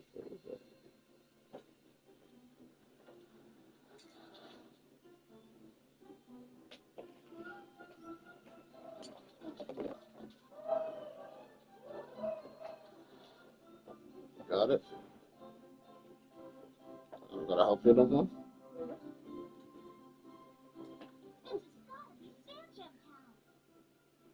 I'm gonna help you on what? Oh? At all. Shouldn't.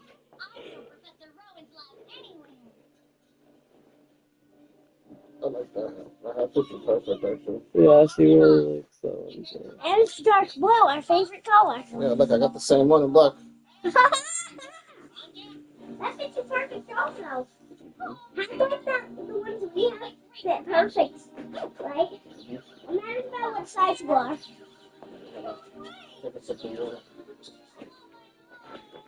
Thanks. You're welcome. I don't need 2 gloves. You don't need 2 gloves? I said I don't need gloves. I don't want gloves. You can put them on. It's very cold. But I only put my jacket on. I know. I saw that. But you know what's the thing? You're gonna want to take your gloves off when you use the phone, so it's better that you do those, that you do them over your jacket. Just take your thumbs out of the holes and put the gloves on. But that's still hard. Come on, just go. Come on. We don't need these, do we? I'm gonna put them on pockets. Come on. Hang on. Zip up your jacket. It is actually. I'll do it. I don't want to. Can you just do it or something? Fine. Where did Kaylee go? Where did Kaylee go? You ready? Come on, let's go. Have fun. Don't stay out too long. We're just gonna battle in a gym. Okay. We'll be right back. Okay, I'll be waiting for you. See you, Mom. Okay, love you, Kaylee. Now I guess we're going to have to worry if we've gotten up with this stuff on hand, right? Well, I guess they're as hungry as they are cute. Huh? What are you doing with those things? I thought it might be a good time to examine them before Professor Rowan comes back. Good idea. I'm a big fan of Starly. It was the very first Pokemon I caught on my journey. Yeah? Mine was a Bidoof. Bidoof, huh? My sister's first Pokemon was a Bidoof.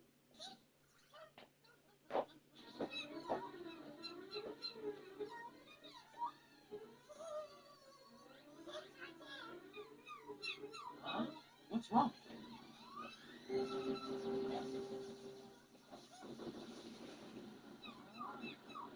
Piplup, cut it out!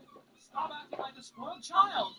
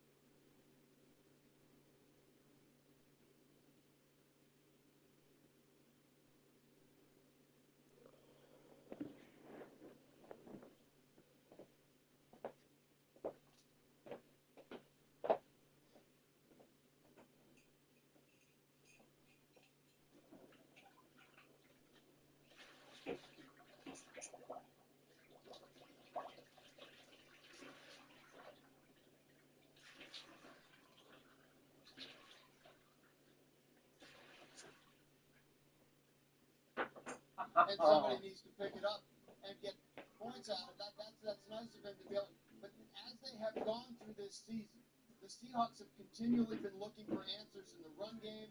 They haven't blocked the run as well as they want to.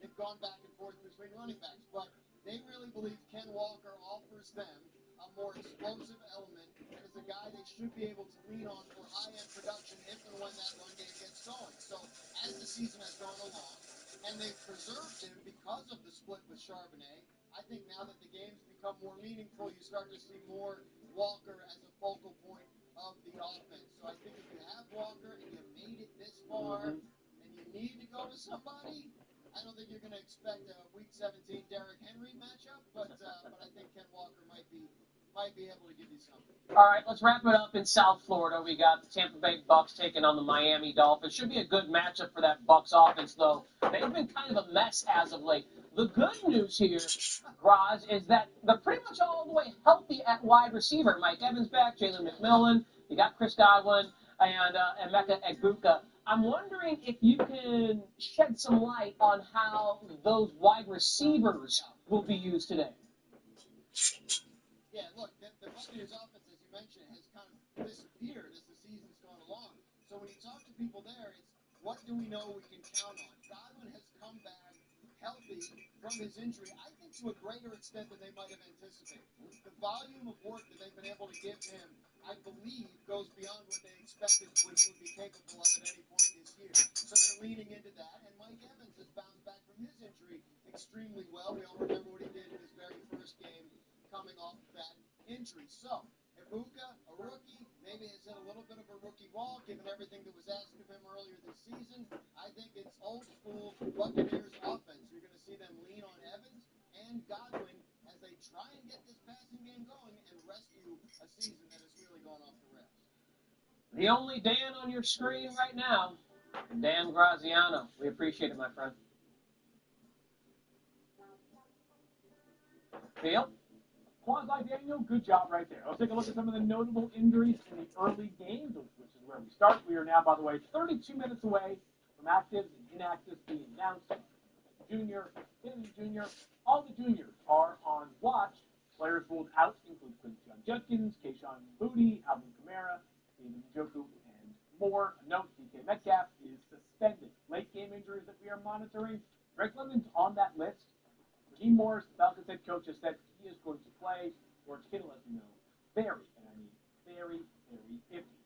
Throughout the week here, Stefania, it felt like perhaps the biggest injury that we will be discussing in the moments leading up to the 1 o'clock game was the Travion Henderson concussion. However, the Patriots running back has had a notable change in his status. What's going on? He obviously was feeling pretty good. I mean, he progressed to practice as early as Wednesday, so even though it's a different week because of the holidays, so you don't really get the same information from the practice sessions. The fact that he was cleared officially and headed to play means you don't anticipate any limitations from him going into this game. And a great matchup against the Jets, Mike. Let's talk this Patriots offense. How are you handling them today, both at running back and also wide receiver, where that room is a bit banged up? Yeah, first of all, Henderson full go in practice, full go in my lineup this week for sure. Even if they were to say, hey, we have two running backs we like, we'll scale him back a little bit. Guy's coming off. His last healthy game, he had 30 fantasy points and a great matchup against the Jets. So Henderson, lock him in the lineup. So wide receiver, we're locking in Stephon Diggs. Everyone else is kind of borderline, especially with the injuries at receiver. Someone like Kyle Williams or Pop Douglas, even Hunter Henry at tight end, kind of borderline starting options this week. Damien, this Bengals-Cardinals game may not be the most consequential matchup, but it could swing a lot of matchups. Trey McBride facing off against the Bengals defense, which is off the charts bad against tight ends. Yeah, just to let everyone know, it could be just fireworks in this game all the way around. You talk about this Bengals defense, they give up the most fantasy points to running backs, to tight ends, fourth most to quarterbacks. Cards defense give the second most to the running back position. I mean, there could be a lot of points scored in this game. By the way, that's the highest over-under on the board. So the two games played in Ohio today, we have the highest over-under the board in Cincinnati, the lowest over-under on the board, Cleveland. And also, I was just going to add to what you were talking about Trey McBride. Did you hear what he said this week? He was not happy with how little he did last week. Like, he is determined to come back and score. And Fantasy Manager is music to your ears because not only is it a great matchup, when you hear the player saying that and everybody on the team is aware of it, he's getting the ball more. Speed Steeler game, meaning the Browns and Steelers, is a super low over-under, Mike. Ezekiel Metcalf is out today. He is suspended today and next week. Are there any lineup blocks for the Steelers? I would say one, Kenny Gainwell. We talked about him earlier. Damien, he's been so good. RB12 or better in 5 of his last 6 games. The Browns, very good defensively, but it's mostly against the pass. They're kind of mid-pack against running backs. So Gainwell must be in lineups. I think you could start Jaylen Warren. He's actually been a top 25 scorer 4 of the last 5 weeks. So they've really been feeding most of these running backs. He's coming off 29 points last week. So those are the only guys I would look at. We're not messing with these wide receivers like Adam Thielen and MVS. Maybe one catches a touchdown, but I'm not going to take that risk. The tight ends, it's by committee. They use 4 tight ends, include Connor Hayward, so not messing with them. And then Aaron Rodgers has 2 top 10s this whole season and doesn't have his top receiver out on him as well. So it's just the running back. To quote a certain Mike Clay earlier on in the show, let's be serious. It's championship week, as everybody knows. Stefania, the 49ers play tonight. Your Niners who have a chance to play 5 straight home games, which would include the Super Bowl in Santa Clara. Is George Kittle in or out tonight? Well, we don't have anything official, obviously, but if I was playing in a fantasy championship, I would not be counting on George Kittle. He avoided a high ankle sprain, but still a significant ankle injury that he has not practiced all week. And while we've heard different things about the 49ers might let it come down to his warm-ups before game time, I'd be awfully nervous about trusting him because even if he plays, he's clearly not going to be at 100%. I don't think he takes the field because the 49ers are looking at the big picture. Jake Tonjes, who stepped in for him before, when Kittle missed those weeks with a hamstring strain, it was like there was no difference in that first game, and he found his way to the end zone and has proved very able at playing that role. So I would not be surprised if George Kittle is out this week. And frankly, as a 49ers fan, I would like George Kittle to rest and get healthy, and you would too. If you're playing a fantasy championship, you don't want someone going in who might be out there but not really being targeted, not playing the same level of game that you expect. Yeah, Josh Jacobs' performance from last night comes to mind when you describe that sort of dynamic. Time now for us to continue our stadium tour. And the cold one up in Buffalo, where we find the great, the legendary, the outstanding Sal Paolantonio, the hair, not bothered by the weather whatsoever. Sal Pal, good morning to you. It's a huge game between the Bills and the Eagles. What type of weather can we expect once the game actually kicks off during one of our 2 games being played in the 4 o'clock window?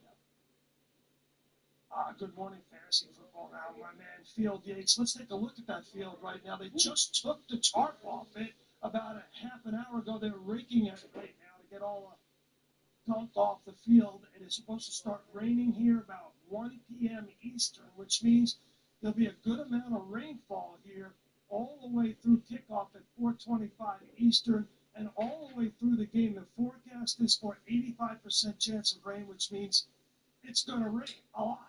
And the temperatures are supposed to go up. So not freezing rain, just good old-fashioned Western New York rain here in Orchard Park at Highmark Stadium.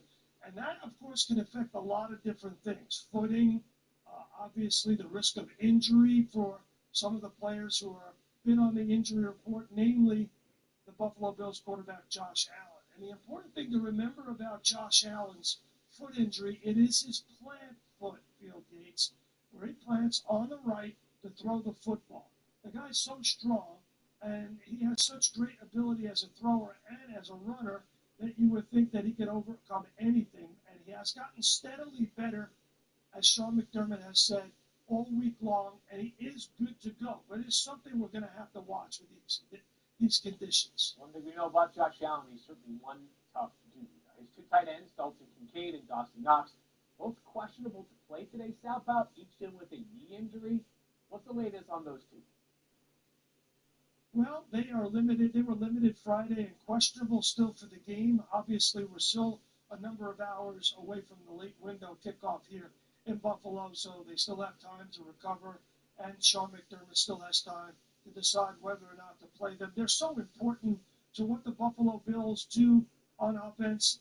They obviously are so reliable in the passing game, but also if you look at what they've done, the profile of their running game, which is number 1 in the National Football League, they run a lot of 3 tight end sets on the field, or 22 personnel, 2 back, 2 tight ends, and they run that counter play out of it. It's the staple of what they do, of what James Cook is so good at, running that counter and his cutback ability. We saw it against the Steelers in Pittsburgh. We saw it last week up in Foxborough. Clearly, it's something that they love to run, and the Eagles were very susceptible to that in that beatdown on Black Friday when the Chicago Bears rolled up 281 yards rushing. That cutback by those two runners by the Chicago Bears really killed the Eagles in that football game. So that's something that is very important. Get those tight ends on the field, not only in the passing game, but also in the running game. Let's go to the sort of other side of that coin, which is the Bills' run defense against this quality Eagles rushing attack when they're healthy and playing to their capacity. The Bills allowed the fourth most rushing yards this season and the most rushing touchdowns to opposing running backs. How involved will Saquon Barkley be in this game plan today? Oh, I think he'll be very involved in this game plan today. I told you about the conditions. And when you look at the profile of this Eagles offense in the last 3 games, even the loss against the Chargers, they were starting to really lean on the running game, and it's been successful against the Chargers, against Las Vegas, and against the Washington Commanders. And the profile of what they're doing in their run game is also interesting. 2 backs on the field sometimes 2 tight ends. And Tank Bigsby, you can't discount his ability in this run game. They really have fallen in love with him as an alternative in the run game to Saquon Barkley. But I anticipate it will be a lot of running the football for the Philadelphia Eagles, knowing what they have in the Buffalo defense, not so good against the run. But also, the Eagles' passing game's been pretty good the last couple of weeks. Empty sets, no huddle, Saquon doing a, behind the quarterback motion from his left to his right, vacating the linebacker out of the middle of the field so that Jalen Hurts has one-on-ones with A.J. Brown on the left, or Devontae Smith, who leads the league in third down receptions for first downs on the right, and, of course, Jalen Hurts running the football as a possibility when he sees the linebacker moving out of the middle of the field. So they're evolving offensively, and in this game I think you'll see a lot of different stuff, but it'll be focused on Saquon. And by the way, don't talk about my hair. You got the greatest hair right now on ESPN. I mean, I expect to see you on ESPN2 in that Monday Night Football Alt broadcast. Get out your axe. Go Field Yates Unplugged. That's what I expect to see. Now you're onto something right there, South. I could be motivated to do that, and thank you for checking me out last week. We're looking forward to tomorrow night's broadcast as well. South Powell, there aren't many moments left at Highmark Stadium as the Bills prepare to move into their new facility. Enjoy today. It should be one of the great moments we have for however long we have left up there in that western New York thing.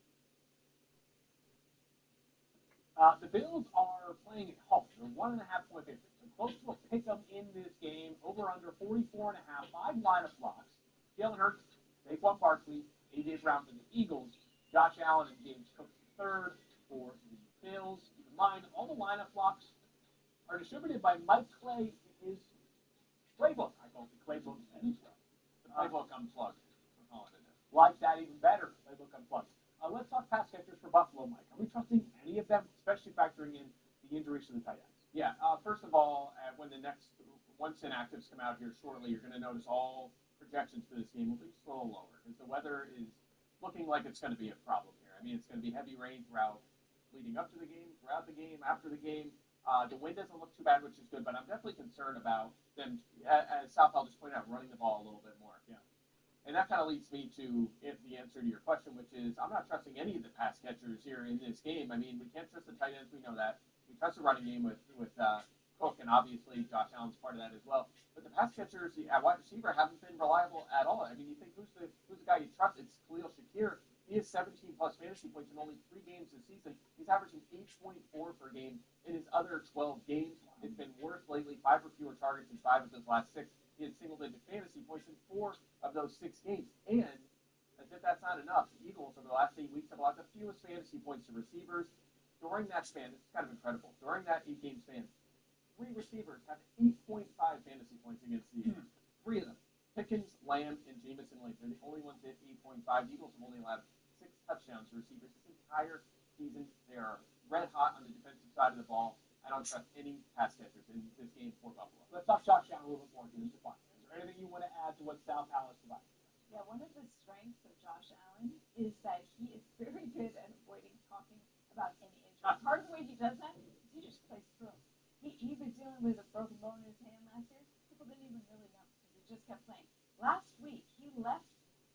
up early to go get x-rays on his foot because they thought there was something that significantly wrong with it.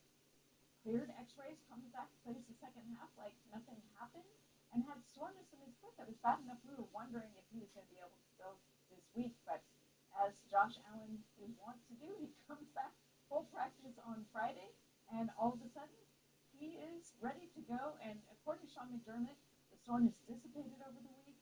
No limitations for him. I do think the weather could be interesting. I mean, Josh Allen has to be smart, but he's not going to play like there are any limitations on him as a result. I thought keys to victory in this game here, James. The Eagles' offense has been up and down this season. What do they have to do today to win? I think the last 3 games has kind of been the clue of how the Eagles want to play. It starts with Saquon Barkley. Over the last 3 games, we really started to see Saquon Barkley start to kind of cook a little bit. Over the last 3 games, he's had the most forced missed tackles, the most 10-yard plus runs, okay? And you talk about going up against a Bills defense that has they're like 4th worst in rush defense right now. And so if you're in a game where the weather's going to be an issue, you got to continue to force the issue, especially with the Bills defense. They're going to have multiple players on the defensive side out in this game. Again, a reminder, there are just 2 games being played during the 4 p.m. window. This one, Giants and Raiders. You choose your own adventure during the afternoon. Coming up here on Fantasy Football Now, can Jamar Chase find the end zone today? For the first time since week 7. Is he worth the high price in DFS? We build our lineups. Coming up next.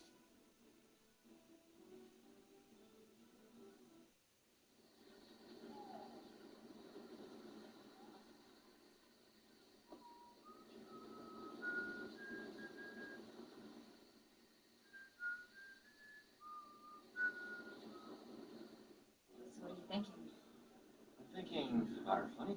What about Africa? Safari. Swim with hot air balloon. Lions growling and drastic coming through your window. Can we afford a safari? Great question. Like everything, takes a little planning. Or put the money towards down payment. Enough room for a baby. Babies. Baby. Let's take a look at those scenarios. JP Morgan Wealth Management has advisors in Chase branches and tools like WealthPlan to help keep you on track. When you're planning for it all, the answer is JP Morgan Wealth Management. First, you get hit by psoriasis. And now, you get hit again. This time, by joint pain. It's a double whammy. It could be psoriatic arthritis, a chronic inflammatory disease that attacks your joints on the inside and your skin on the outside. If you've been hit by, find out more about psoriatic arthritis at doublewhammy.com and talk to your doctor. Achy joints, reach for the spray. Muscle soreness, reach for the spray. With Tidal, next generation hair Tidal Cryotherapy Spray and the all-new Tidal Heat Therapy Spray. Reach where it hurts and penetrate deep for rapid relief. The 360-degree spray reaches anywhere, dries fast, and lasts. It relieves the pain quickly so I can continue doing what I love. Trusted by athletes and over 1 million satisfied users. Tidal, available online or at your favorite retailer. Worried about your brain health? Serotonin Brain Bugs has a dual-action formula that slows cognitive decline while improving memory, focus, and concentration. Neurologists recommend it. Serotonin Brain Bugs. I tried the new 100 milligram generic Viagra for only 87 cents from Friday Plans that everyone's talking about. I wanted to see if it's a scam. Here's what happened.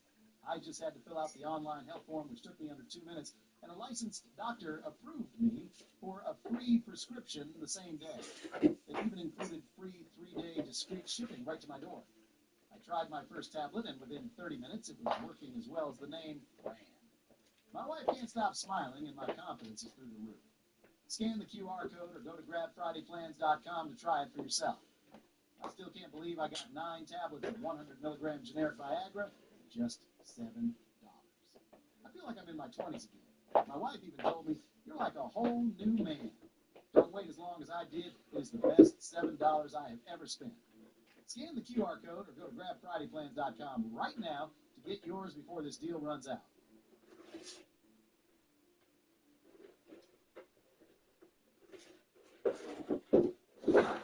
Back here on Fantasy Football Now, this day in fantasy history takes us back to December 28th, 2003, when they Tomlinson stole the show for the Chargers in Phil Breeze's only season in San Diego, racking up 243 yards on the ground, 31 totes. He also added 8 catches on 15 targets and scored twice. My head is spinning at that usage. Tomlinson outgained every other Raiders combined, more than the rest of his teammates. LT finished the season as the second highest scoring player in all of fantasy that year. Anyone know who number 1 was? Was it a chief running back? Was Larry Johnson, or was it Priest Holmes? Priest Holmes. 1.1 points behind Priest Holmes. LT's still criminally underrated for what he did in his career. Yeah, that stat line was kind of like Derrick Henry last night, plus 8 receptions. Yeah, exactly. Yeah, 52 targets. As you can see, Kings daily fantasy lineups, these two are going to handle some cash game considerations. I'll give you a tournament lineup. So, as you see, both of you have Jacoby Brissett and Jacoby Myers locked in. Really smart. No really argument smart. with that, Joe. We'll have you build yours first. All right, we're going to go cheaper at the running back position to set up the wide receiver position. Give me Dylan Sampson and Kenneth Gainwell. Now, the Sampson situation is worth monitoring. So as of now, we still have a couple hours before kickoff. This is where we stand to get the rest of the lineup to pay off. See Jacoby Myers, wide receiver, we're going to go big. Give me Jamar Chase in the matchup against Arizona. Highest total on the board in that game. Weather doesn't look like it's a huge concern. I'll also take A.J. Brown. Now, rain's going to be some concern, but I think the targets will be there. And when we're talking about rain and people falling down, it's generally defenders, not offensive players. They know where to plant their foot. They know where they're running. Maybe 1 or 2 big plays here. We get ourselves situated. Tight end, we're going to go ultra cheap. This is how we make up the room. Give me Taysom Hill from New Orleans. $2,700. But what did we have last week? I think it was 16 touches. They were using him in the passing game. Tennessee's defense is miserable. Defense, we're going to go New York Giants as we skip down. Okay. I love the under in that game. It's an all-time tankathon. I don't think either team should be trying to win. Flex is Chase Brown, given how much money I have left. I went back and forth with Ashton Genty here, but we'll talk about that Raider-Giant game later in the show. I don't trust a lot of what's happening there. So this is tentatively where we stand. The Sampson situation is worth monitoring. We might end up making a switch, but we feel pretty confident in that as the way it's set up for the rest of the lineup. All right, yeah, like it.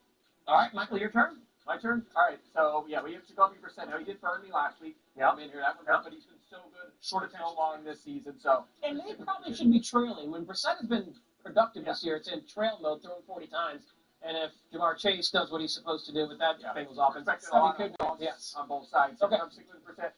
Running backs, I'm spending up here again. I'm actually going to go Jonathan Taylor. They gave him 22 points. They gave it 22 to R.J. Harvey last week, and Jonathan Taylor has been much better at home this year, so I'm going to get him at $7,800. Also, Javon Achane, boy Tyler, 18 touches, 80 yards, and a touchdown with Quinn Ewers under center last week. So give me him at $8,500. Wide receiver, we're going to spend up here with Jackson Smith in money heard of all year long. That's a lot of salary you've already used. Yeah, I sure have, and we still have some to spend here. Okay. So don't you worry, my friend. We have Jacoby Myers in there.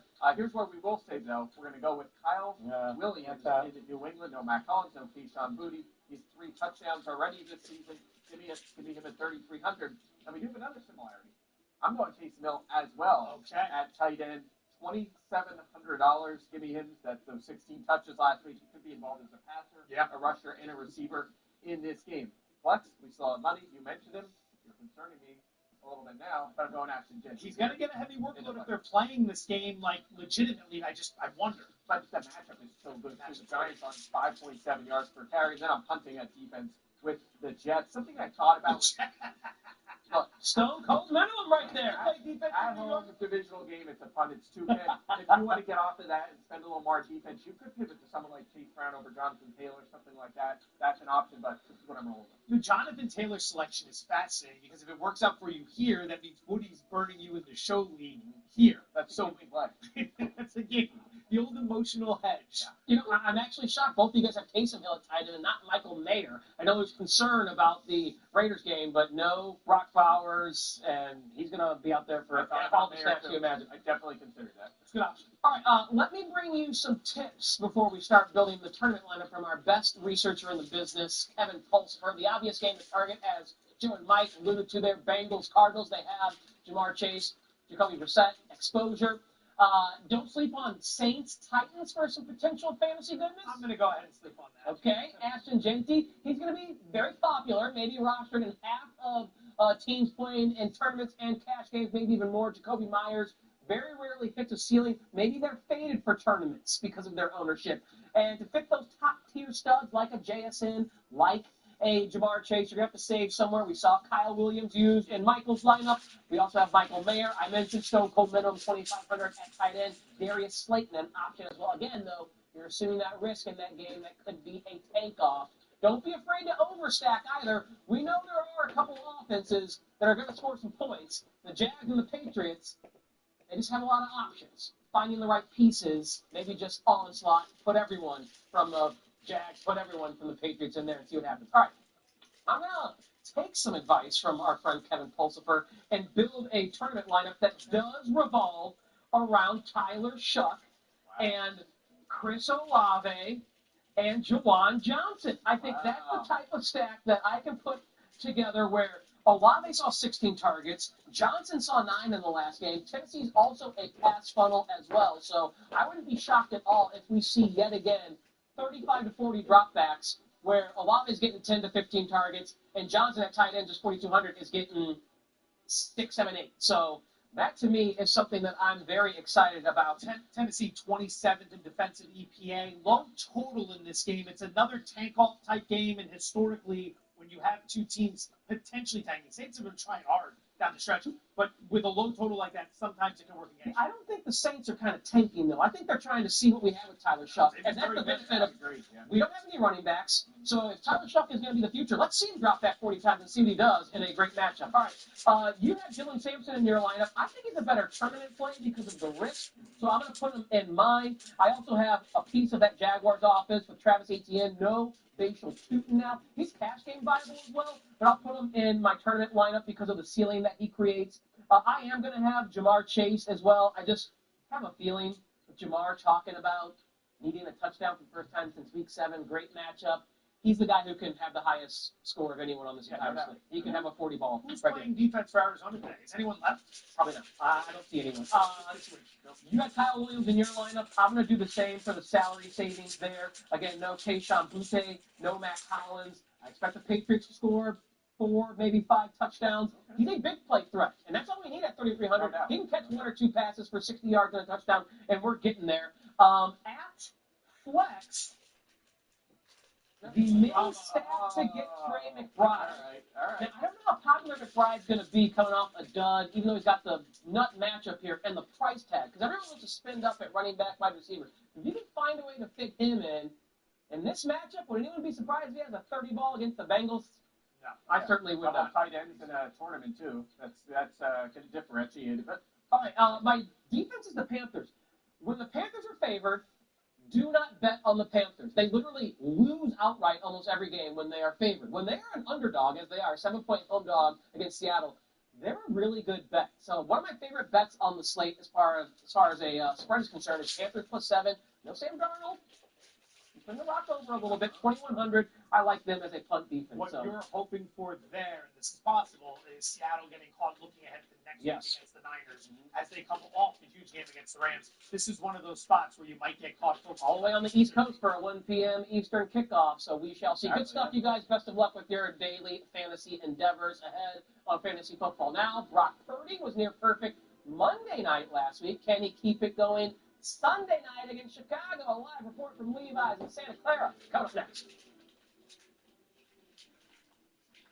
If history has taught us anything, it's not to root against the underdog. It pays to know what's coming. Every great leap began with a bold first step.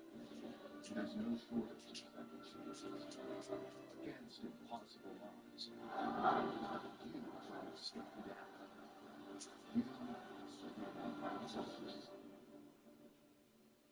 Kalshi. Trade on anything. I can't share the picture. You should join Visible. It's only $25 a month. Look. Unlimited data and hotspot, all on Verizon's 5G network for just $25 a month. Tell your people. For a limited time, get Visible for $19 a month for 26 months. Visible. Live in the know. Domino's new spicy chicken bacon ranch looks hot. Is that Visible? Ooh, fire. Mix and match medium specialty pizzas for $9.99. Only at Insurance is proudly customer owned. We know what keeps you going, and we work harder to protect it. Visit amica.com today. Capital One knows there's no cages like board games. This thing just got wild. Capital One Bowl Mania on the ESPN networks and ABC. On ESPN, it's always rivalry season. Always top 10 season.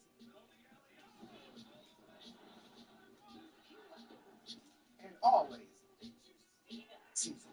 With over 47,000 live events all year long, ESPN is always in season. Everyone's gearing up for the holidays. The best friend. And the first timer. The neighborhood hero. And the out-of-towners. And it all comes together in Chevrolet. Now, current qualified Chevy lessees can get this Silverado for around $299 a month. Or, during Chevy Red Tag, well-qualified buyers can get 0% financing on all 2026 Silverado models. Everyone's gearing up for the holidays. The best friend. And the first timer. The neighborhood hero.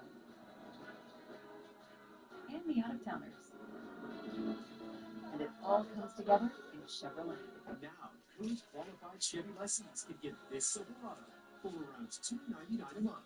Or, during Chevy Red Tag, well-qualified buyers can get 0% financing on all 2026 Silverado models. Pay for whatever the day brings with up to $500 in 5 minutes or less. Download Dave.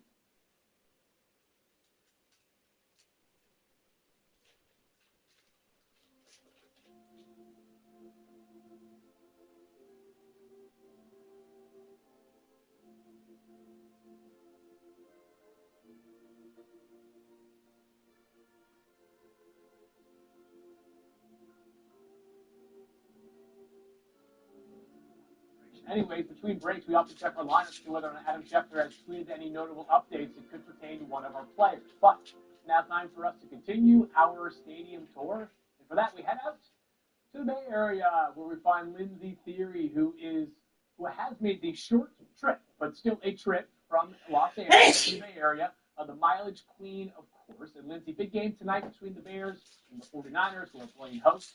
Let's start with the injury front. What's the latest for the 49ers on both tight end and George Kittle, and also wide receiver Ricky Pearsall?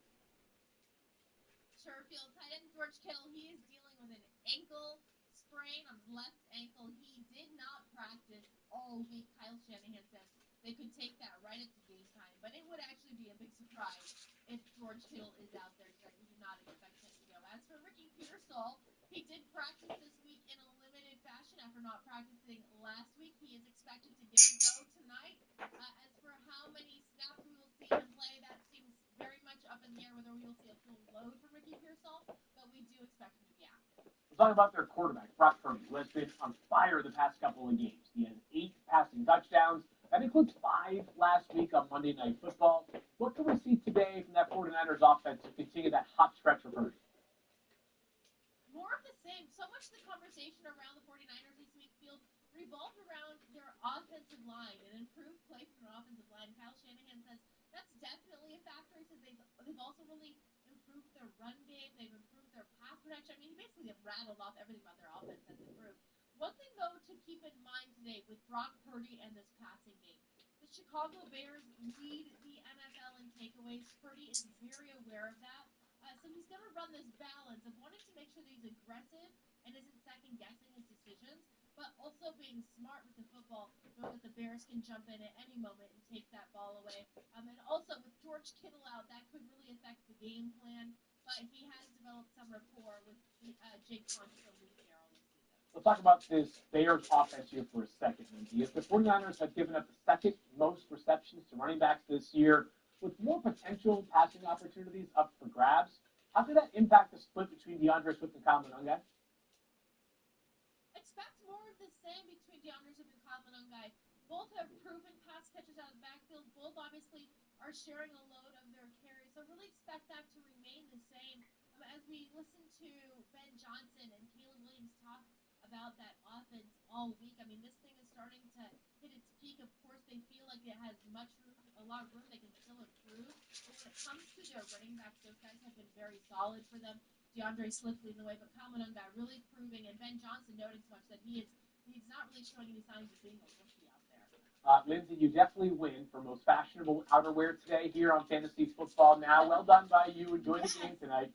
Should be a fun one there. Hopefully the weather will improve by the time we get to kickoff, which will be around 5:20 local time. Thanks, Field. Take a look at lineup blocks in this game according to the playbook. And for the Bears, it's DeAndre Swift. For the Niners, it's Brock Purdy, Christian McCaffrey, and Juwan Jennings. Of course, George Kittle would have made that list if he was good to go tonight. The Niners are 3.5-point favorites over under a pace of 52.5. Anything you want to add there on either George Kittle or Ricky Pearsall? Yeah, I think we've been saying all morning we don't expect Kittle to play, so that Lindsay just basically affirmed that. But as far as Ricky Pearsall, again, I mentioned earlier PCL injuries. Everybody's going to be more aware of those, how problematic they are. Ricky Pearsall sat out last week after aggravating his knee, the one that caused him to miss 5 weeks earlier in the season, and he added an ankle injury to it. So when you heard Lindsay say it's unclear what the workload will be, I think part of it is how does he respond once he's in the game. So while it's encouraging that he's going to play, and he should be a big target, I mean, they get a big play opening, it's Ricky Pearsall who's going to be the target. However, we don't know how long he's going to hold up, so you are going to a little bit. Caleb Williams. He's got an up and down season, but more ups and downs to be clear. For fantasy purposes, he's a borderline QB1. He had that really 4-star last week. He came away with 21 fantasy points in that game. He's had some duds this year, 12 fantasy points in 5 games, but has 19 plus in 8 of 15. So about half the time he's been a usable fantasy starter, which is why he's on the fringe. But he's top 10 at quarterback in most categories, rushing and passing. And this is actually a good matchup. The Niners have allowed the 6th most passing touchdowns with 27 this season. They also have the fewest sacks and the 6th fewest interceptions this season. So for me, I think Caleb, if he's been your quarterback all year, you can feel comfortable starting him. But as you saw, not on the lineup block per se. Damian loved this Bears rushing attack. Can they establish the run tonight against the 49ers front? Yeah, they can, absolutely. And the 49ers front is not like they're like a bottom tier, rush defense, but this is the identity of the Chicago Bears. They want to start establishing the line of scrimmage because they want to push the ball down the field and play action pass. So, between DeAndre Swift and Kamanunga, they got 2 physical backs that's going to test this 49ers defense. Joe, I mentioned that robust over-under. Yeah. 2.5. How are you playing that one? Actually just ticked down, 51.5, which might be an indicator on the George Kittle situation because it's been trending up all week. It opened 50.5. Feels like a shootout. Even with Kittle out, I'd still look to play the over. I think you have 2 defenses that are wildly overrated. If you look at the Niners and the points per game allowed, you think to yourself, all right, this is a pretty solid defense. Don't look at that. They haven't played anybody this year. They're outside the top 20 in both efficiency and EPA. In Ben Johnson's last 2 trips to Santa Clara, he hung 30-plus on this D both times. Now, that was with the Lions. That was also a much better Niner defense that wasn't beset by injuries. On the other side, you look at the Bears, they need turnovers, as we've talked about all year, to thrive on defense. Outside of that, points allowed, EPA, efficiency, all middle of the pack, the bottom half. I think Shanahan can put a number up on these guys, so I think we got a shootout on Sunday night. Pains me to give you a compliment, Joe, but nice use of the set there when describing the Niners. A word of the day. Defense, well done by you. Let's take a look at the active and inactive. The 1 p.m. game. These players are now officially out. A lot of good news here. Harold Bannon Jr. in. Benaro McMillan popped up this morning because of an illness. In. Chris Olave will play. Dylan Sampson will play. Pop Douglas will play. Marvin Harrison Jr. will play. Noah Fant will also play as well. Guys that are ruled out, no major surprises there. Those players, everything has already been ruled out for the 1 p.m. game. Injuries that we are monitoring for the later slate of games. Not a huge list, in part because there's only 2 4 o'clock games. And of course, a Sunday night football game and a Monday night football game. Biggest question marks there, of course, the 2 Bills tight ends and also George Kittle. But we do believe that Kittle is trending more towards out than giving it a shot today. Let's take a look at our fantasy football now showing, and here is a look at the playoff bracket. Damian Woody's team has found his way. It is the redemption Story story. finals. Back-to-back monster weeks, 156 or more in back-to-back weeks. An absolute slugfest last week against Daniel Baffa, put up nearly 152 points. Himself, what he takes on Michael Clegg. Oh, Michael Clegg. Snuck in there. Clegg, who, by the way, after the games on Thursday and Friday, slight favorite there. But one more win, Damien. The redemption story would be complete. How are we feeling? Feeling great. I'm depending on 3 Saints today. Okay. Tyler, Tyler Shepherd, Chris Olave, yes, Juwan Jennings, and what has me real nervous, my man has Puka Nacua. Oh, and Monday they play Monday night, right? Oh, is that Monday night? Yeah, so that worries me. So, but you know what? All we can do is just play the game. House money, All we baby. can do is play the game. That's right. When you're a team called Redemption, it is what it is. It is You worth already playing. won. Well, it's also worth noting that this could basically have been over already if not for the fact that at the last moment, Damian Woody pulled Jared Goff and Jameson Williams from his lineup on Thanksgiving Day. It'd probably be over if you didn't do that. So. Yep. I said Thanksgiving and then Christmas. Yeah. It was a Christmas miracle to do that. It was. Well done by you. Mike, your thoughts on this matchup? Well, I mean, I was going to come in here aggressive and come at you hard, but, you played Daniel last week and he's not here. So I'm a little, like, I don't know what happened there. I mean, he's not here. No, look, I think it's close. The projection's close. It's certainly in the margin of error. This could go either way. I thought that you were going with Jared Goff, so the fact that you pulled him out, I actually thought he was in the lineup, and then like maybe halftime I checked in and I was like, thought I had him.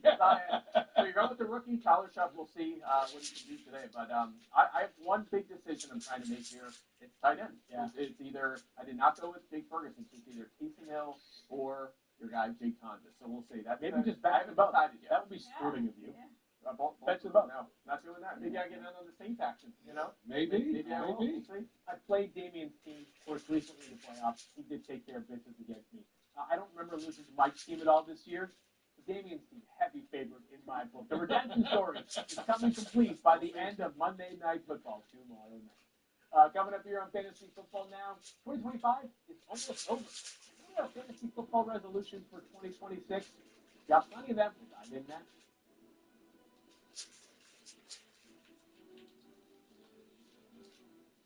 What are you thinking?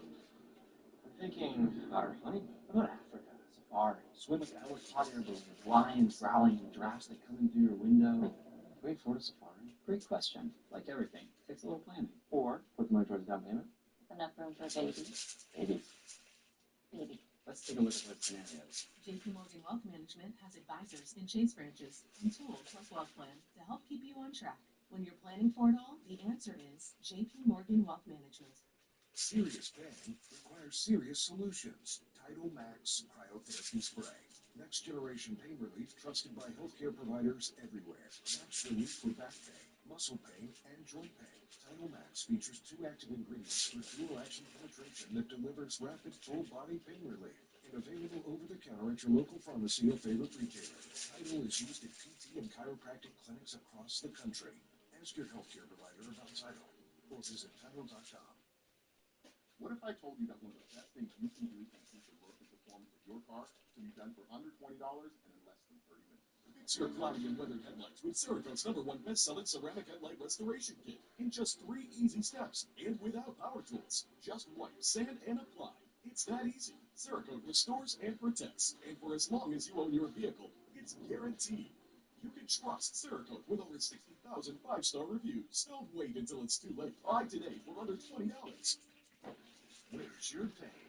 Right here. Both knees. Take on the pain with CopperFit Mobilizer hyper-advanced compression sleeves powered by LumaCore. Blue infrared fibers woven into compression fabric. Increase circulation to reduce inflammation for faster recovery and pain relief. It's more than just a compression sleeve, and it's really cool that CopperFit was the one to create it. I'm pain-free. The swelling isn't there. It's working for me. It's going to work for you. Get yours at mobilizer.com.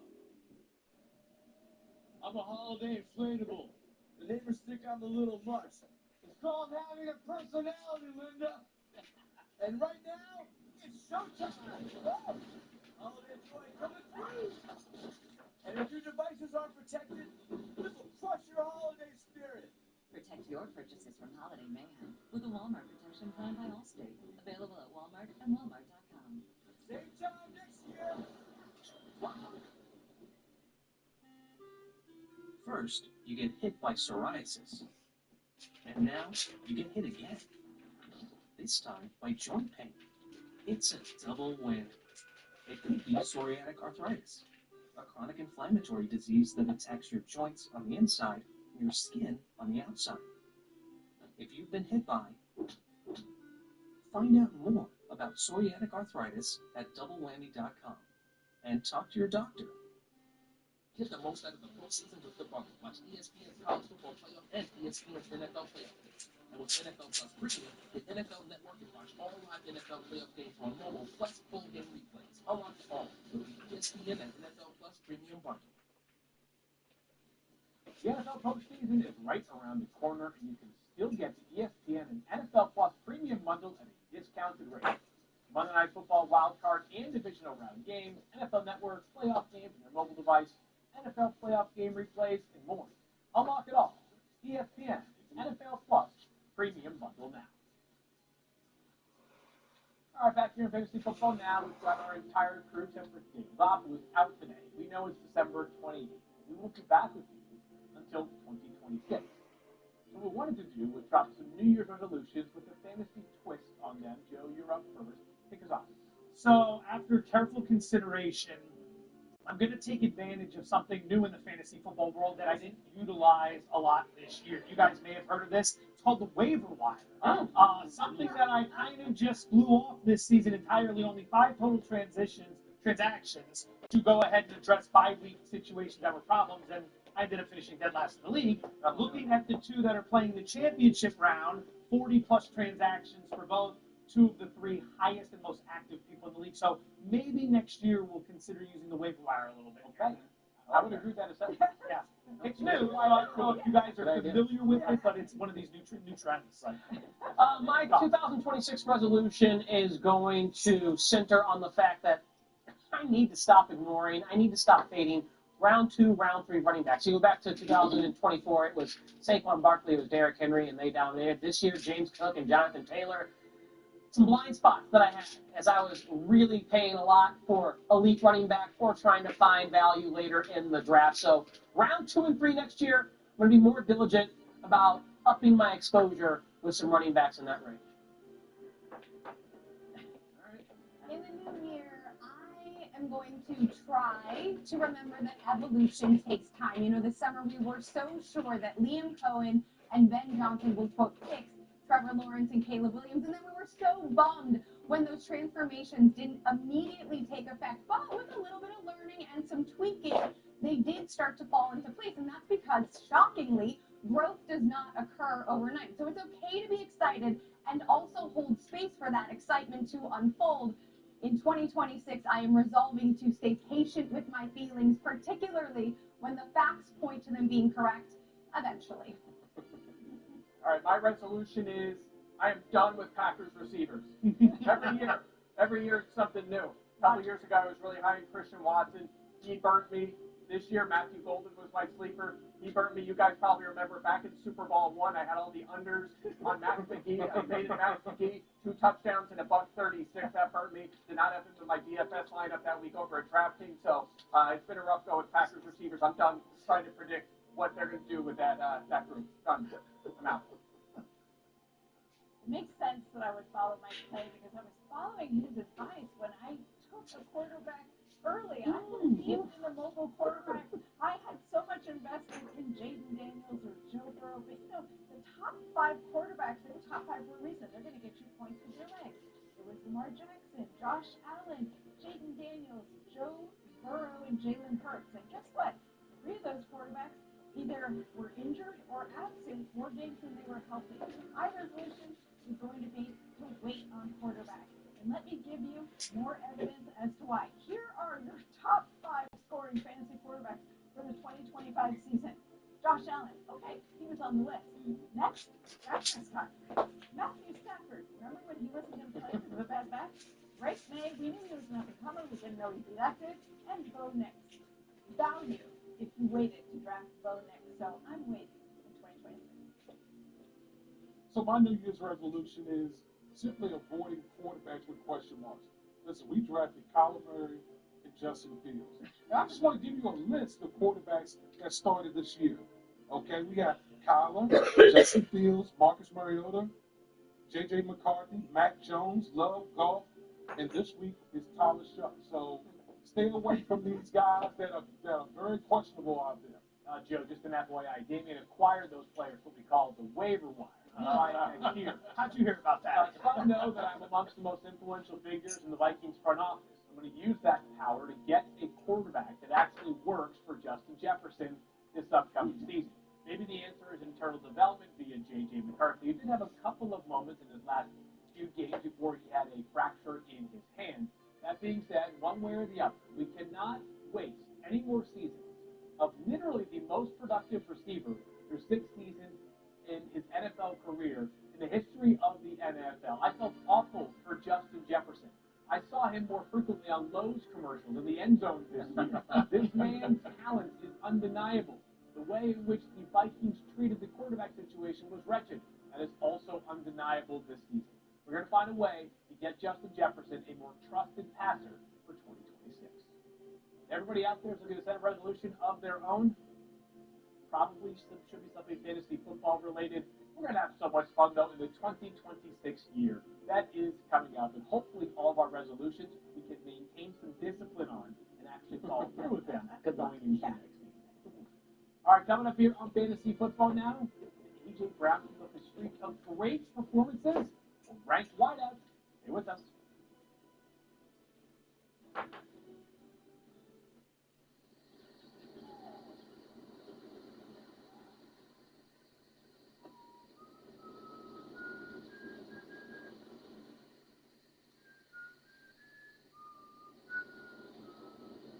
I didn't realize my digestion and my energy levels were all connected to my liver health. And that's what I found out.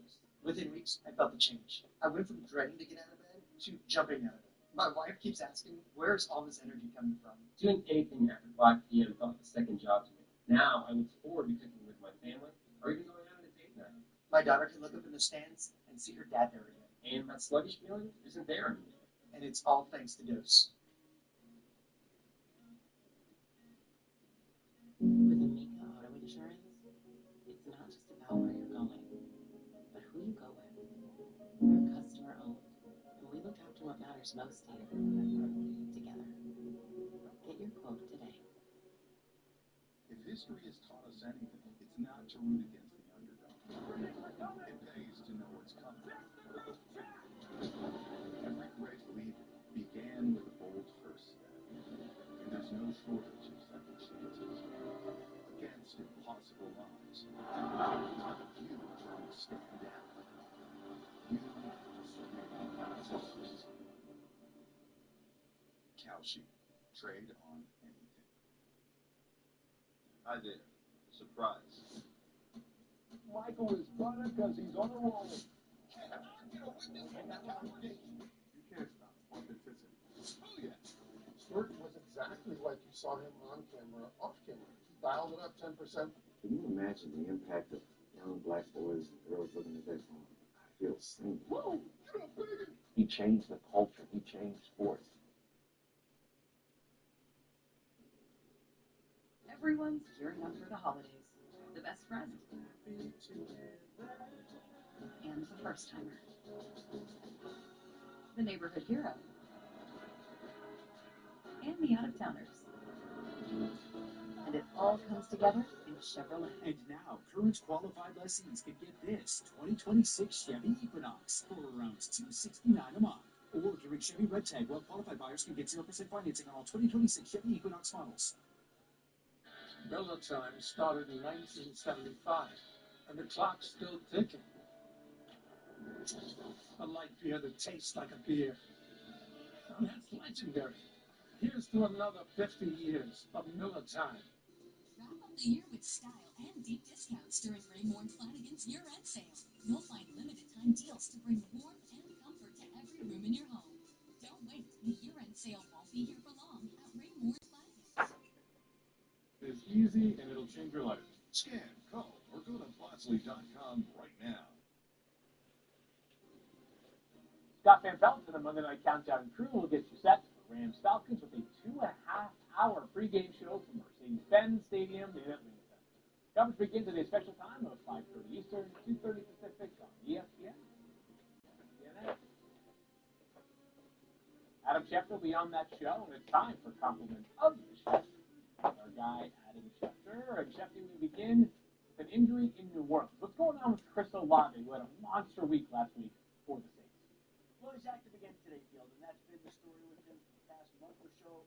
He's shown up on the injury report as questionable. He's played on Sunday, and he has usually produced on Sunday. I think the same is expected today in Tennessee. He is active today, despite the fact that he was limited in practice with a back injury. And obviously, a big time for him, and he's had a great season this year. Let's talk Marvin Harrison Jr., Schefter, who was back last week but hardly played. What's the expectation for him today against the Bengals? I think more of the same today. It's managed snaps with him. He was limited in practice all week long, and trust me, I spent a lot of time checking into this one because he's on my team, and I didn't feel comfortable starting him today. Now, that doesn't mean that Marvin Harrison, I think we discussed this last week, couldn't go off and catch a touchdown, maybe two in the end zone, but it won't be his regular workload. His snaps will be managed today. He's not fully back from that heel injury that he suffered. He's fought back to get back on the field. It's just not the regular workload that it's been, and they seem to be training Friday every down anyway. Schefter, Ashton Jeanty went nuts last week against the Houston Texans defense. It's a much better matchup today, but there's been some who have wondered, are the Raiders going to sit their star players because they have a lot to lose in this game against the defense? Well, we've seen them sit Brock Bowers this week, put him on IR, do the same with Max Crosby. Those two players are hurt. I'm told that all the players who are healthy, whether that's Ashton Jeanty, or Geno Smith, or Trey Tucker, they're going to be out there playing today. So for anybody who's debating whether or not to roster or start Ashton Jeanty today, you can feel comfortable and confident knowing that he will get his workload in there. The coaches and the players are going to be doing what they can to win this game. Ashton Jeanty is shy of 1,000 yards. The Raiders would like to get him there. He's going to be out there. He's going to be active. He's going to be busy. And we'll see what kind of day he has in a game where the winner of this game will be the real loser, and the loser of this game will be the real winner. That's right. The loser of this game will have at least a 69% chance to have the number one pick in the draft according to ESPN Analytics. It wouldn't be a segment here with you if we didn't ask you about the 49ers. So what's the latest on some notable skilled players for that offense? We'll start with George Kittle. Didn't practice all week.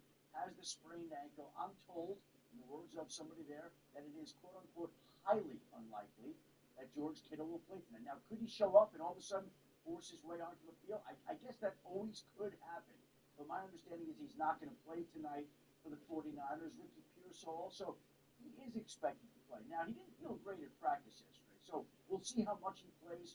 But he was practicing yesterday. They do plan to have him available tonight, coming back from the knee and ankle injury. So it looks like Pearsall will be out there, and it looks like Kittle won't be out there tonight. Okay, Kittle has been so good once again this season. That would be a big loss on Championship Sunday.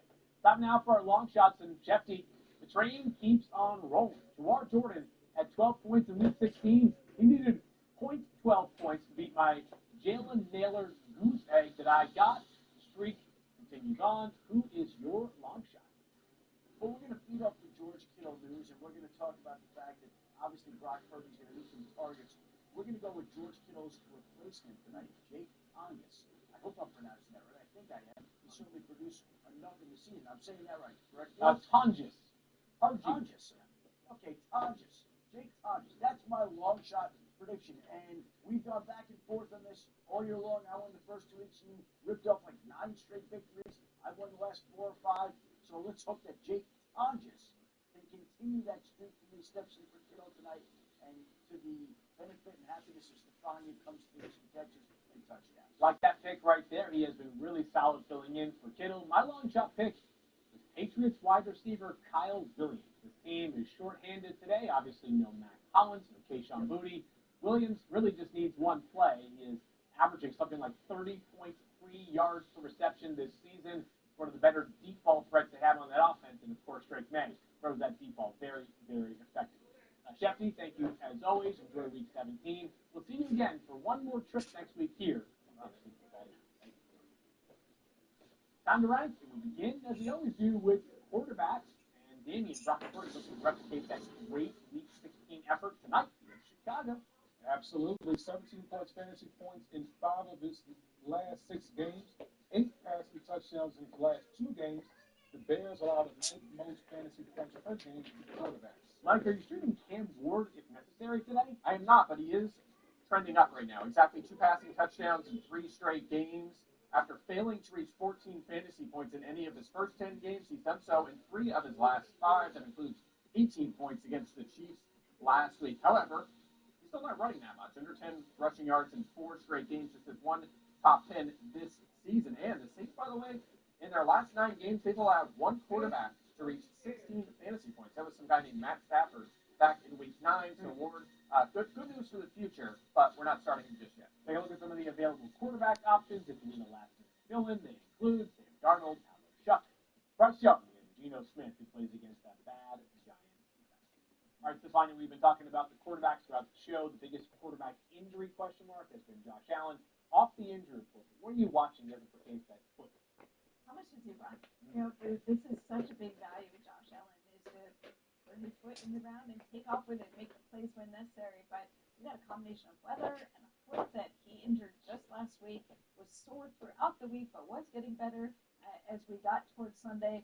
I just want to know if he looks like the same guy. He is awesome at his very best. He was not great last week. Mike, Caleb Williams was actually pretty solid last week himself, over 20 fantasy points, much of that late in the game. Has a great matchup on paper tonight against San Francisco. Yeah. Starting or sitting? I would lean towards start, but it's a close call because he's been really boom bust this season. About half the time he's put up 19-plus fantasy points, actually 8 of his 15 games, so a hair over half the time. So he's pretty much been good throughout the year, top 10 in most passing and rushing categories. And you mentioned, pretty good matchup. 49ers, 27 passing touchdowns allowed this season. That's 6th most.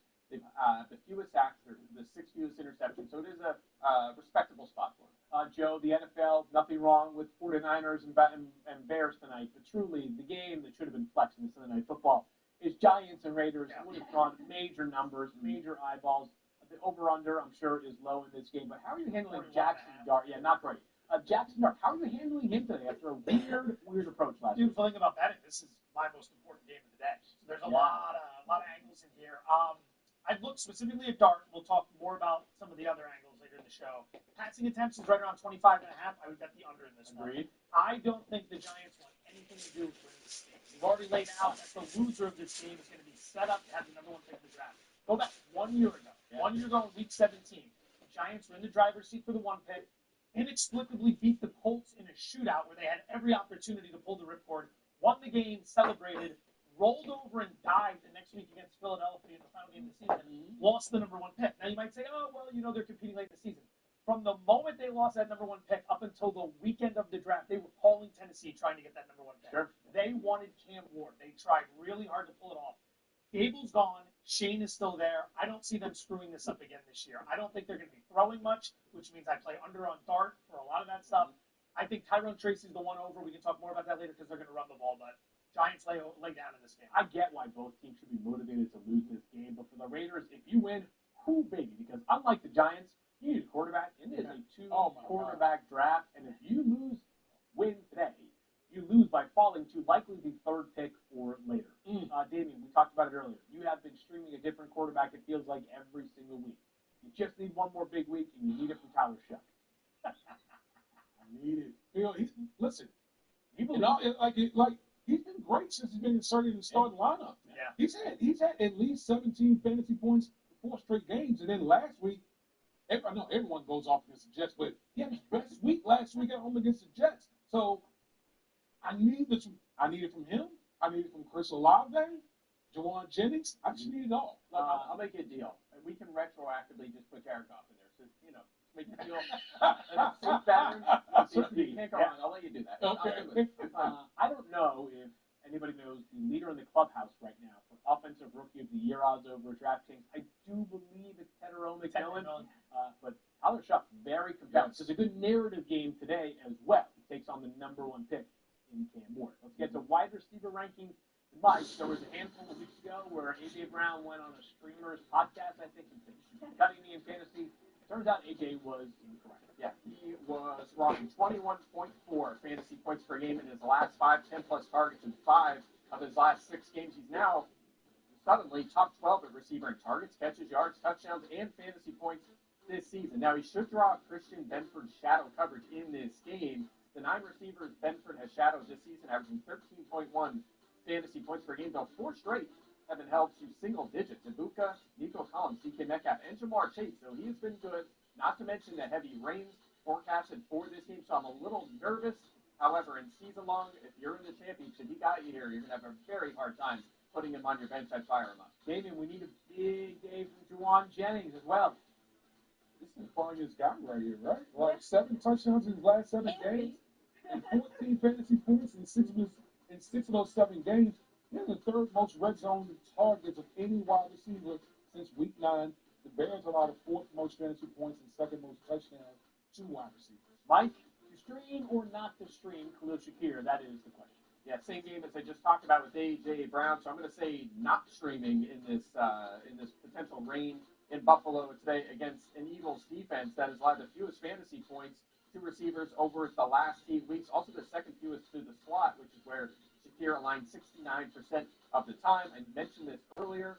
During the last 8 games, the Eagles have allowed just 3 receivers to even hit 8.5 fantasy points, and they've allowed the fewest touchdowns, just 6 to receivers this season. Shakir is on a cold streak, and now this matchup, no thank you. Mike, right back to you. Taking a shot at Parker Washington to an awesome game.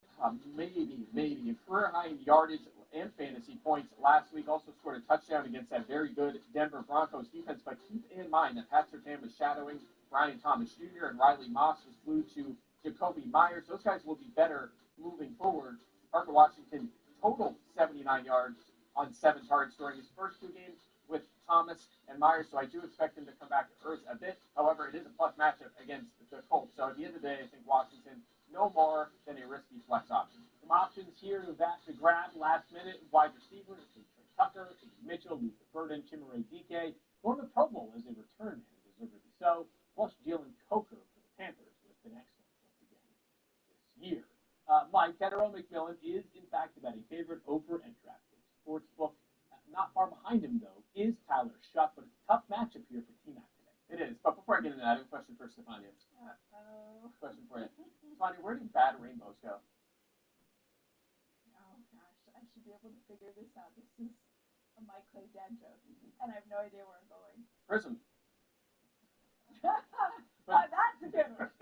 Don't worry, though. It's a light sentence. Okay, so follow. 2nd level to it. Okay. It gives them time to reflect. Okay. All right. Oh, joke's like Inception. It's like wow. Okay. Yeah, no, we got And that's the the end of that double joke. follow.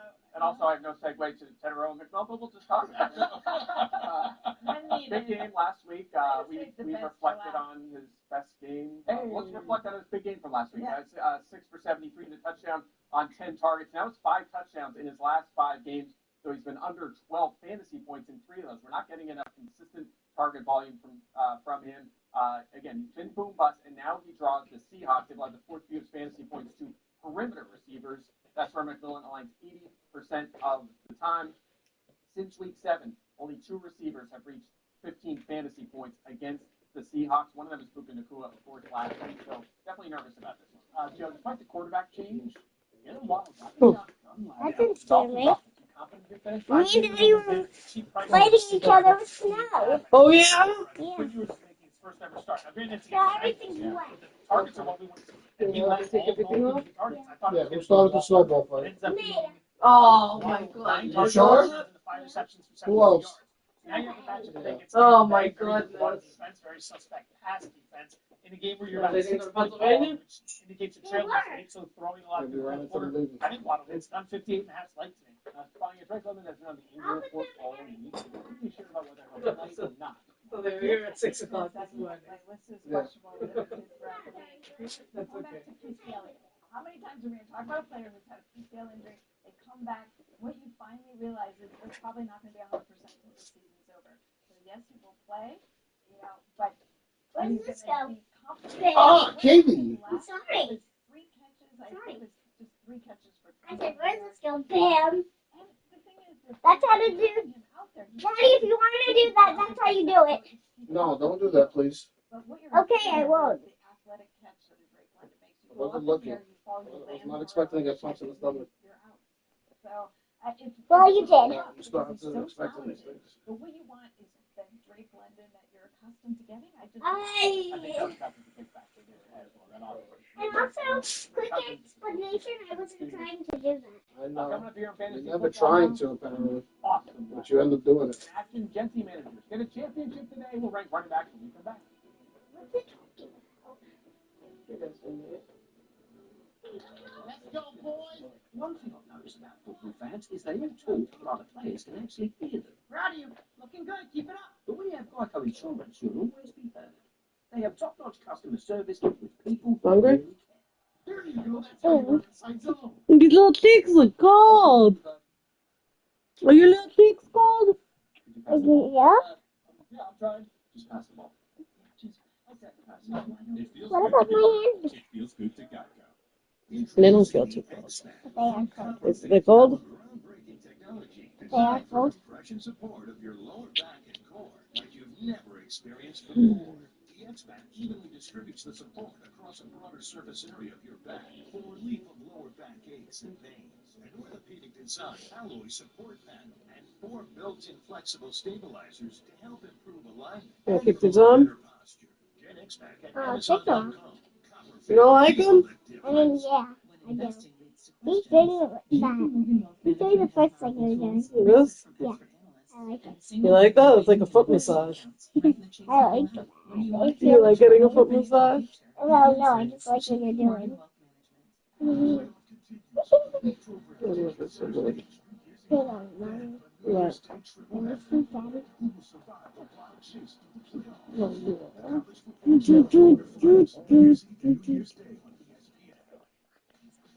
Yeah, it's a good job. Yeah, I'm to put him under his back. No, like, they need his clothes. Go.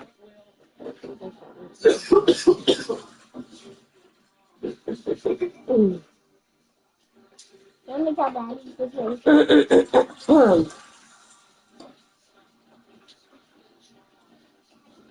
Tell Daddy the tickle also so it's a tickle battle. What?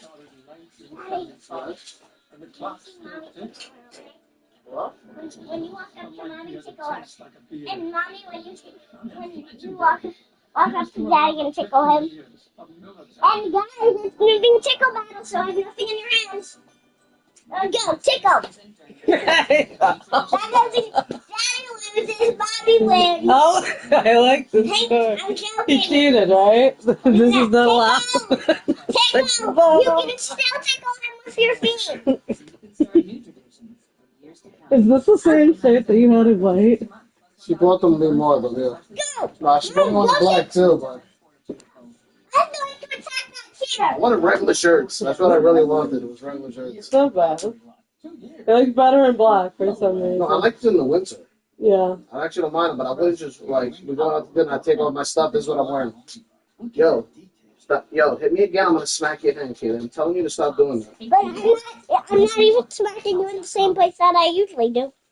But you're smacking me, Candy. Why do you think it's okay to smack me? Because it is. No, it's not. No, it's not. Well, then why did you just let me smack you and now you don't? Because we play in the bed. Are we playing in the bed right now? No. Are we in battle mode right now? No. So it's not okay to hit me. Okay. It's a nice hit when somebody's not ready, right? If you're playing, if you're doing play fighting, it's different. You don't just work on hitting. Sometimes when I'm really fighting him for real, he goes like this when he thinks he knocked me out, but then I get him and then hit him right here. Oh yeah, when you're really fighting him for real? You and Daddy fight for real? Yeah, don't we? It's like Uncle Carlos landed. Second most yards and third in fantasy points to running back. Motivation.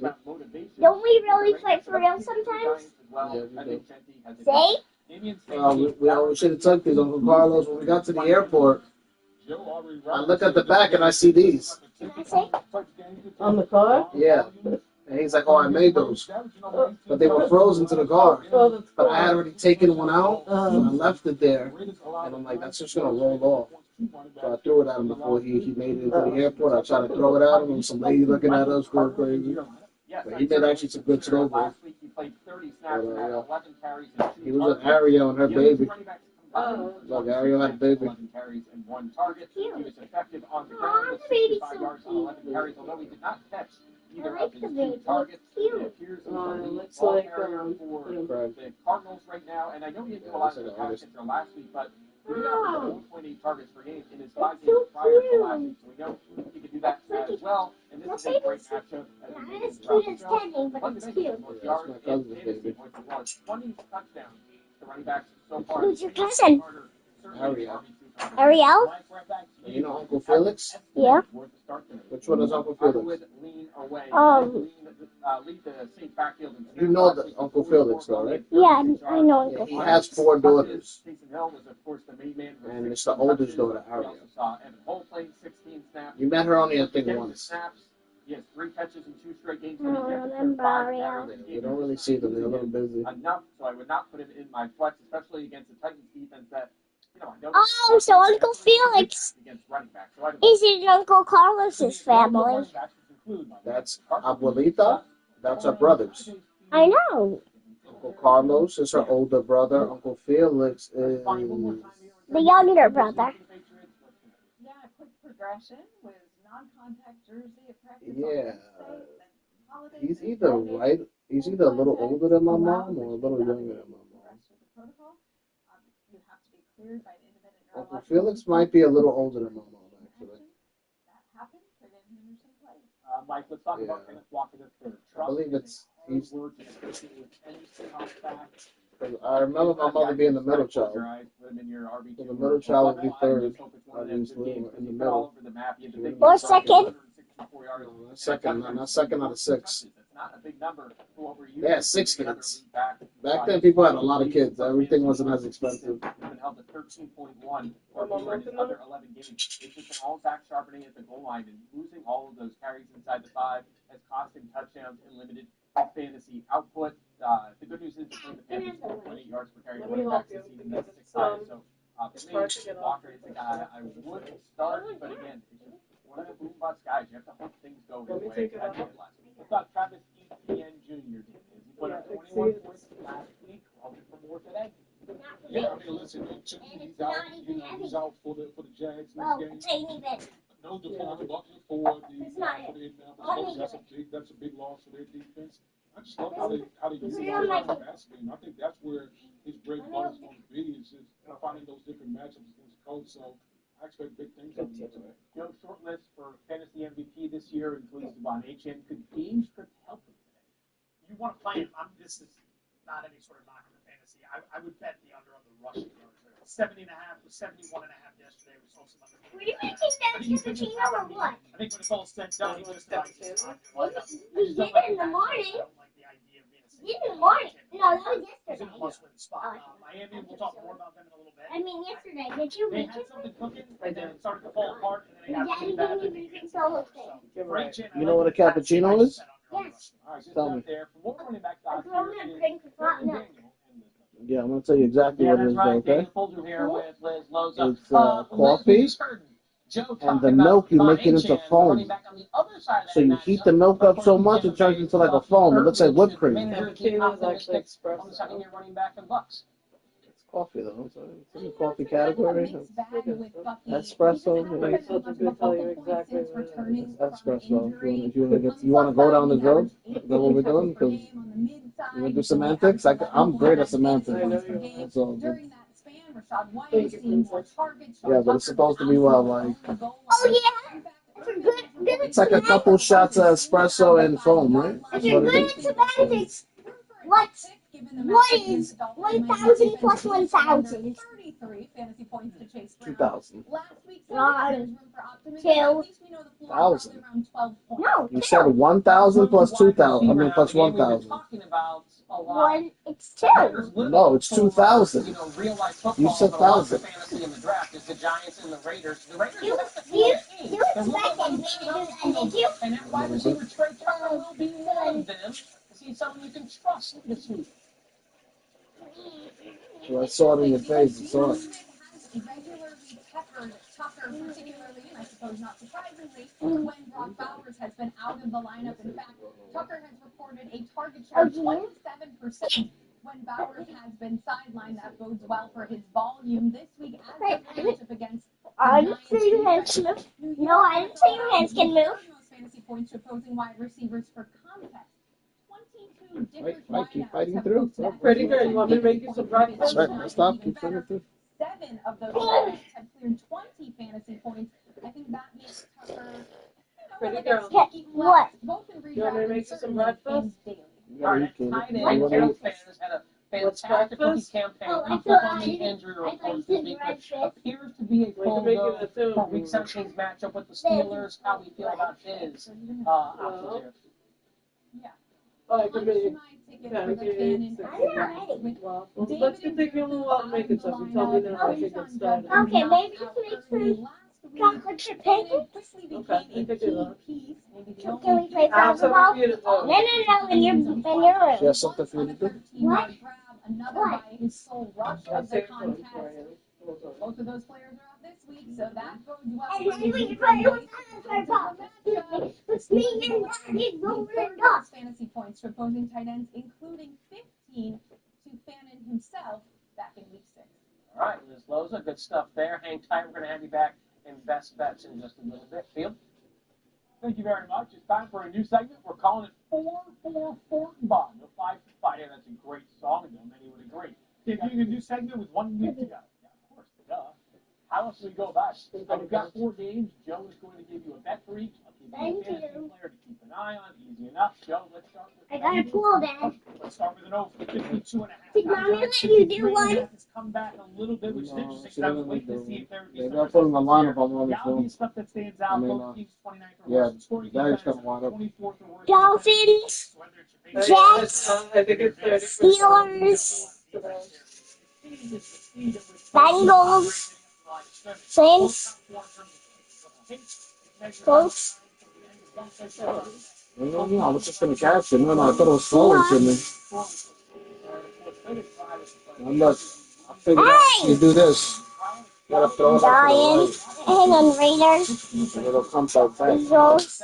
But I if I also throw it this way, it'll like come back. it depends which way the other thing is basically the next thing and the. I'm done, Mom. You did it already? You always start with the up when it says up right here. The stuff like that. Oh, you throw it to the right. Mom. It's in here. Thank you, Princess. I hope you did a good job if you didn't rush to play the Delta. I'm gonna get it. Straight up, short up. Is there nothing to check out? Oh, my turn.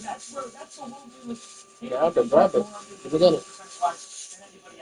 Tennessee slow and spaced overall, not getting up the line of scrimmage on the quarterback. Oh, yo, threw my shoulder out trying to catch that. Whoa, relax. Okay, so to do the. Unavailable, Juwan Johnson, top 10 play at tight end for me.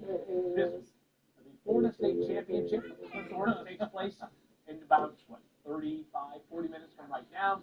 Bucks, Dolphins, how you play? Florida State Championship, not including the best team in Florida, which is the Jacksonville Jaguars. Erroneous, all detail. We're going to lay the 6 with Tampa. Small wager for anyone at home following along, because this Tampa team has been brutal the last few weeks. I just think we're going to take advantage of a couple things here, starting with the fact that we do have tape on Fred Yours after 1 game. That could be an advantage to Todd Bowles' defense, which has been lousy against the pass and solid against the run. So take that away from Yours, make them beat you through the air. Key to this game is I think Miami just absolutely dying. 4 straight wins, they were cooking. We thought maybe they're an outside threat to make the playoffs. Lost that game at Pittsburgh. benched Tua, got blown out by Cincinnati. 1-2-3 Cancun is what this team strikes me as right now. We're going to go ahead and lay it with Tampa, but it's a small win. They got 4-game wins. They had a totally legit win over the Bills.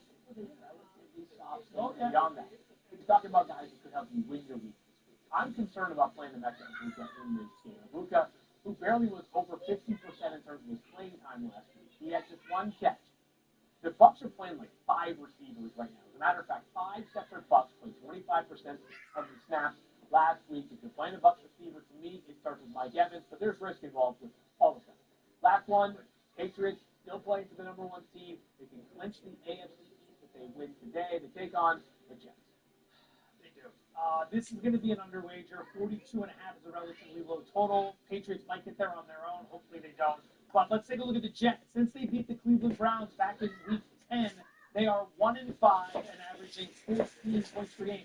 They scored 6 in New Orleans last week. 6 in New Orleans. New Orleans has been okay. They are not the 85 Bears. Yeah. This is a get-in, get-out sort of game for the Patriots. Handle your business. Get the starters out of the game. Move on to next week. Look at the 1 seed, so under 42 now. To me, there's one way in which Drake May does not ball out today. It's because the running backs just score all the touchdowns. That would be the only way, because Drake May, who is the number 1 ranked quarterback on my board this week, has a terrific matchup against an awful, dreadful Jets defense that has yet to intercept a pass this season. Beyond that, they have down their best pass rusher in Will McDonald IV, who is now on injured reserve as well. So Drake May is set up for a great spot, even with some of those wide receiver injuries. But Drake May is a player that we were talking about plenty coming into the season. We're going to instead turn to the other side of the equation here for our fantasy trivia. And give you a player that perhaps is a bit more under the radar, or much more under the radar. As check this out, a few qualifiers here. In the last 5 seasons, which quarterback has the most fantasy points in Week 17 games amongst players drafted outside the top 200 that year? All right, you got that? A lot of details there. In the last 5 seasons, which quarterback has the most fantasy points in Week 17 by a player drafted outside the top 200? Chew on that one. The answer is coming your way next.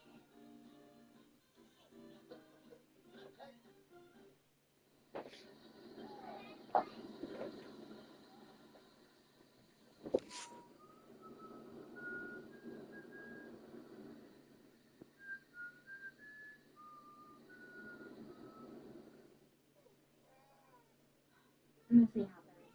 When it does, there's Homaglow. For just $19, Homaglow will clean your entire house. Everything from dishes to vacuuming, even laundry. Join thousands of Americans and book your first cleaning today for just $19. I miss when HR used to feel the squeeze of bad software. Then they got Bamboo HR, and now everybody's so stress-free. When you need an HR platform No. This is the one who makes What do you want to do? Getting it done takes the right material. You want water? Experience. And the right partner. The professional grade products you She just poured the milk. She just poured it. For the ones who get it. Huh? No, she just poured it and put it in the refrigerator. You get hit by psoriasis. Oh, okay. Now, you get hit again. This time by joint pain. What else is it? Double win.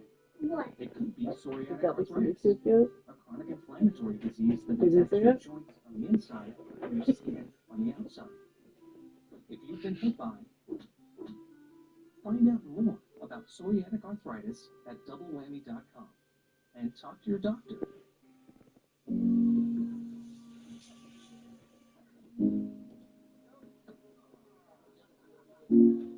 Yeah, you gotta aim it. It goes.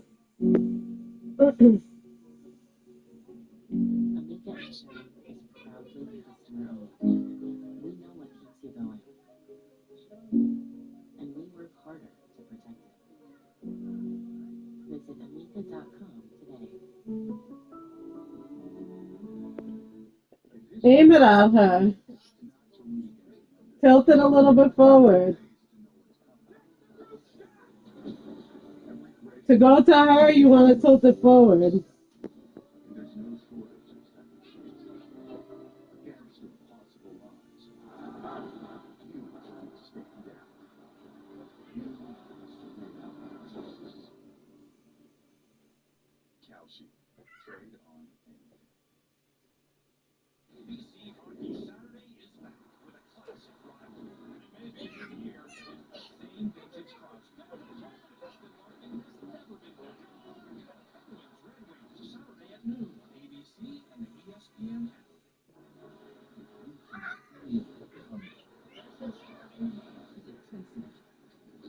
players, the heroes, hosts, and partners.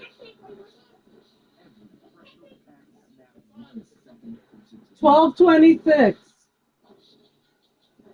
So don't just watch the playoffs. Obsess, overreact, debate every inch, savor the pressure with the NFL playoffs on ESPN.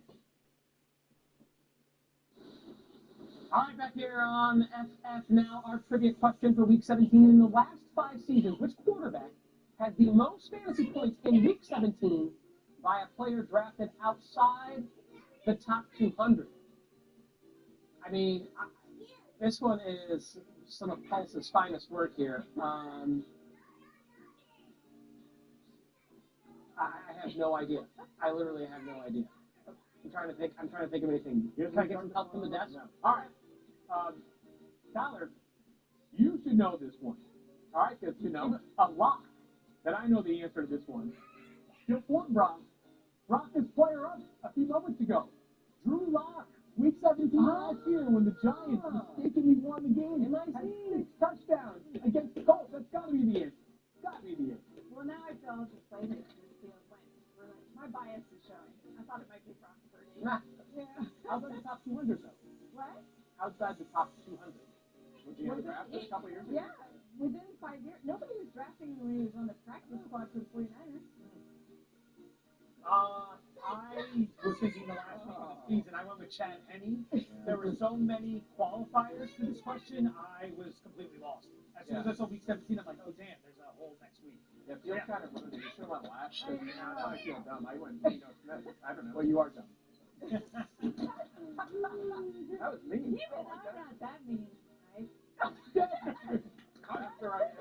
Like, Post literally, like, locked my brain up and I was like, no. Oh, man. Survey says the answer is look, there is Drew Lock will become MIZ. Very upset. There we go, Paul. No, we got that. We got that. Fun one, Paul. That was a real fun fight. Gambling angle, I was thinking of the players in the game. You talking about Emory. Tyler went to Mizzou. Yeah, that's shameful. It's a poor shame. Go for it. Just like we'll have a question involving the Wesleyan graduate next week. All right, let's get to our tight end rankings. And David, AJ Barner kind of flying under the radar in Seattle. Absolutely. Averages 6 targets per game over his last 6 games. That's the 8th most of any tight end in that span. And the Panthers allowed the 10th most fantasy points to tight ends. Mike, your thoughts on Drew Lock? Taysom Hill. Taysom Hill. Is he more starting today for the Saints? Yeah, I think he is. He had a big week last week with no Alvin Kamara and no Devin Neal. Neither of them will play this week. He threw a 38-yard touchdown. He ran for 42 yards on a team-high 12 carries. He had 6 targets, 4 catches, and 36 yards. So 16 touches for a tight end in fantasy is wild. And it's a hard thing to pass on, especially in a good matchup. The Titans have allowed the 6th highest EPA defensively. So, yeah, I'm in on him as a streaming option. Take a look at some available tight ends. And I want to give you a note breaking 2 moments ago from Adam Schefter. Colston Loveland, A.J. Barner, Darren Waller, Taysom Hill, Michael Mayer. Colston Loveland might become a little bit more intriguing because the Bears have now added both D.J. Moore and Olamide Zaccheaus to the injury report.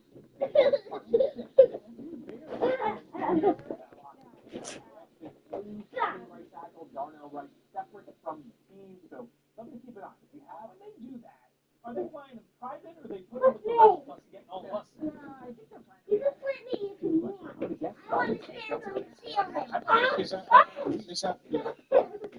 So,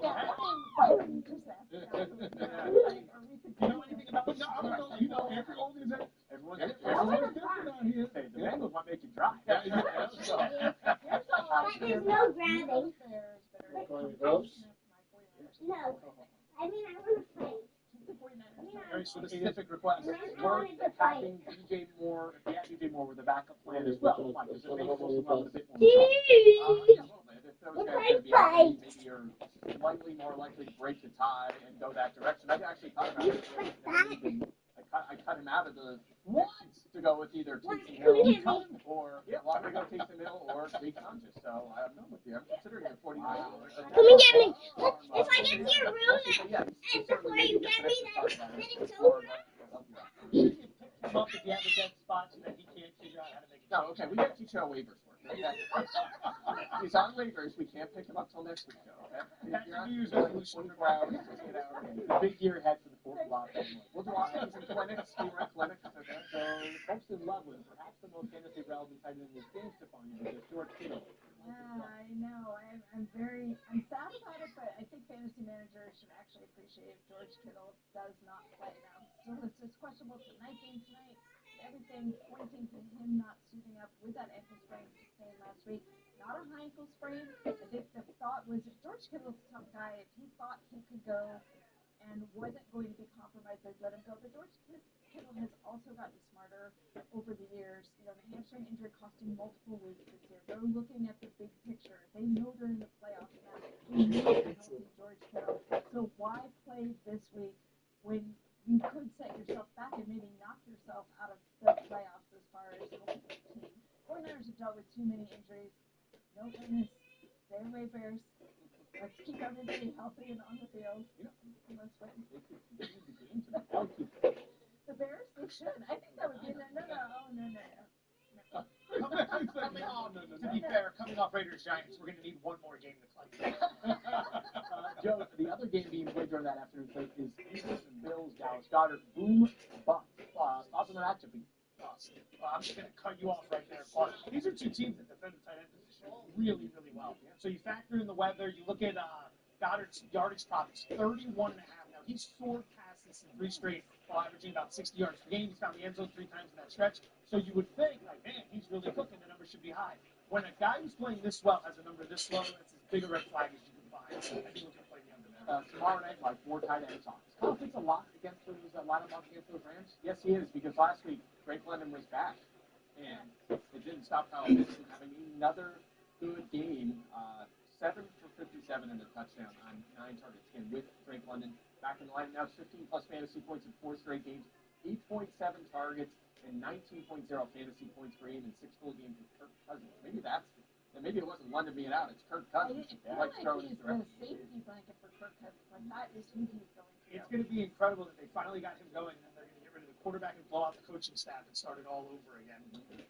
Way to go, man. Let's keep the defenses here, and Mike, it doesn't get much better than that Pats defense against the No, it does not. I believe you have to. You're firing up against it. Yeah, I think you have the Patriots defense in there. I'm a little nervous about that. They are the number 6 scoring defense this season with 9 top 12 finishes, including 4 of their last 5. Their schedule has been the easiest in the league, but that trend, of course, continues this week. The defense facing the Jets offense has finished top 5 in scoring all 3 of Brady Cook's starts there in his games so far this season. So the Patriots seem to be far and away the top defense this year.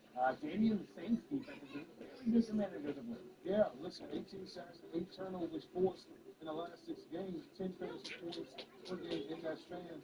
The Titans allowed the 3rd most fantasy points to opposing defenses. Take a look at some of the available defenses. The Saints, believe it or not, available over 50% of league. Buccaneers and Giants, that one is very intriguing. The Titans also available. In case you missed it earlier, here is a roundup. What are great fantasy football now reporters at stake throughout the stretch.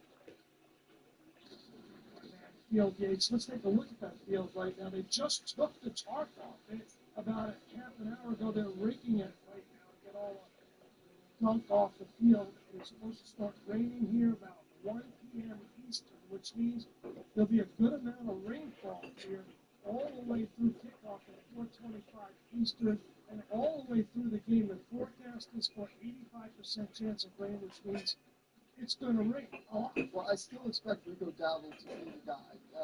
Last week I was at this game, and you could see at times, by the way, I had Dowdle, so I was watching him very carefully. He wasn't quite as explosive as we remember him being earlier this season, but it still feels like the Patriots are confident in him. Again, you mentioned his ability out of the backfield as a receiver. So I still think that he is the guy here, but you could definitely feel last week that Hubbard was getting his share of the carries when Dowdle wasn't necessarily being as explosive. So some more bullets will be shared there, but you can still feel safe with that one. Tight end George Kittle, he is dealing with an ankle sprain on his left ankle. He did not practice all week. Kyle Shanahan says they could take that right up to game time, but it would actually be a big surprise if George Kittle is out there, so do not expect him to go. As for Ricky Pearsall, he did practice this week in a limited fashion after not practicing last week. He is expected to give it a go tonight. As for how many snaps we will see him play, that seems very much up in the air, whether we'll see a full load from Ricky Pearsall, but we do expect him to be active. Great stuff there. Coming up next, Flex Appeal. Time to cash in your Flex Appeal gift card to Santa left behind. Our analysis is next. No, Sir Kyle is down. Sword fighting is the best part. Mr. Cat. You believe you know someone until one day they wield an unexpected power. Like discovering each way is part of more than planning, so you can invest on your own and listening to it.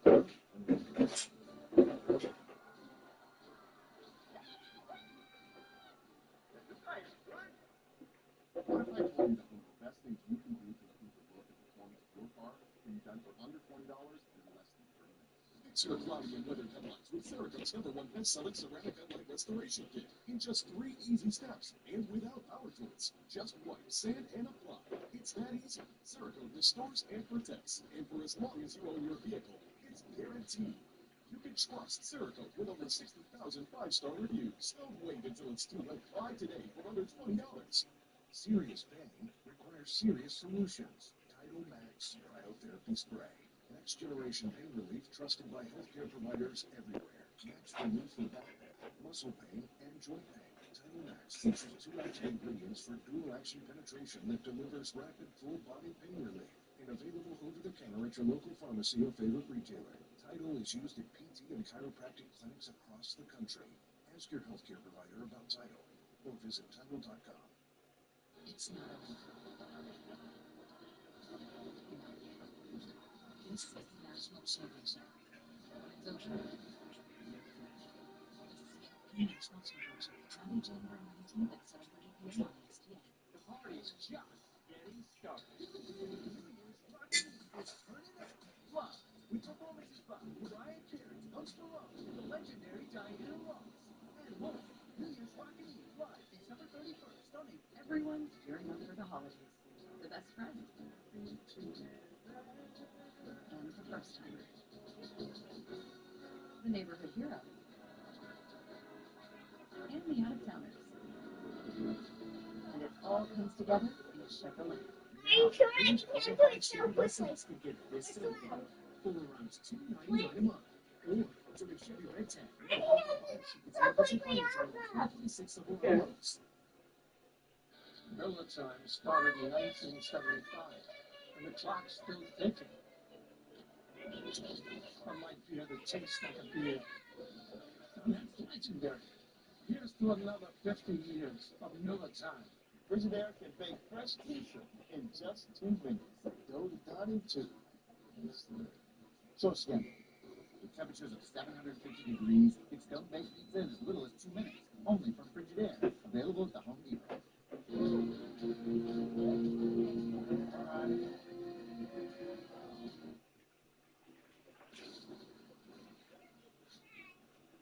For the final time in 2025, we do Flex Appeal.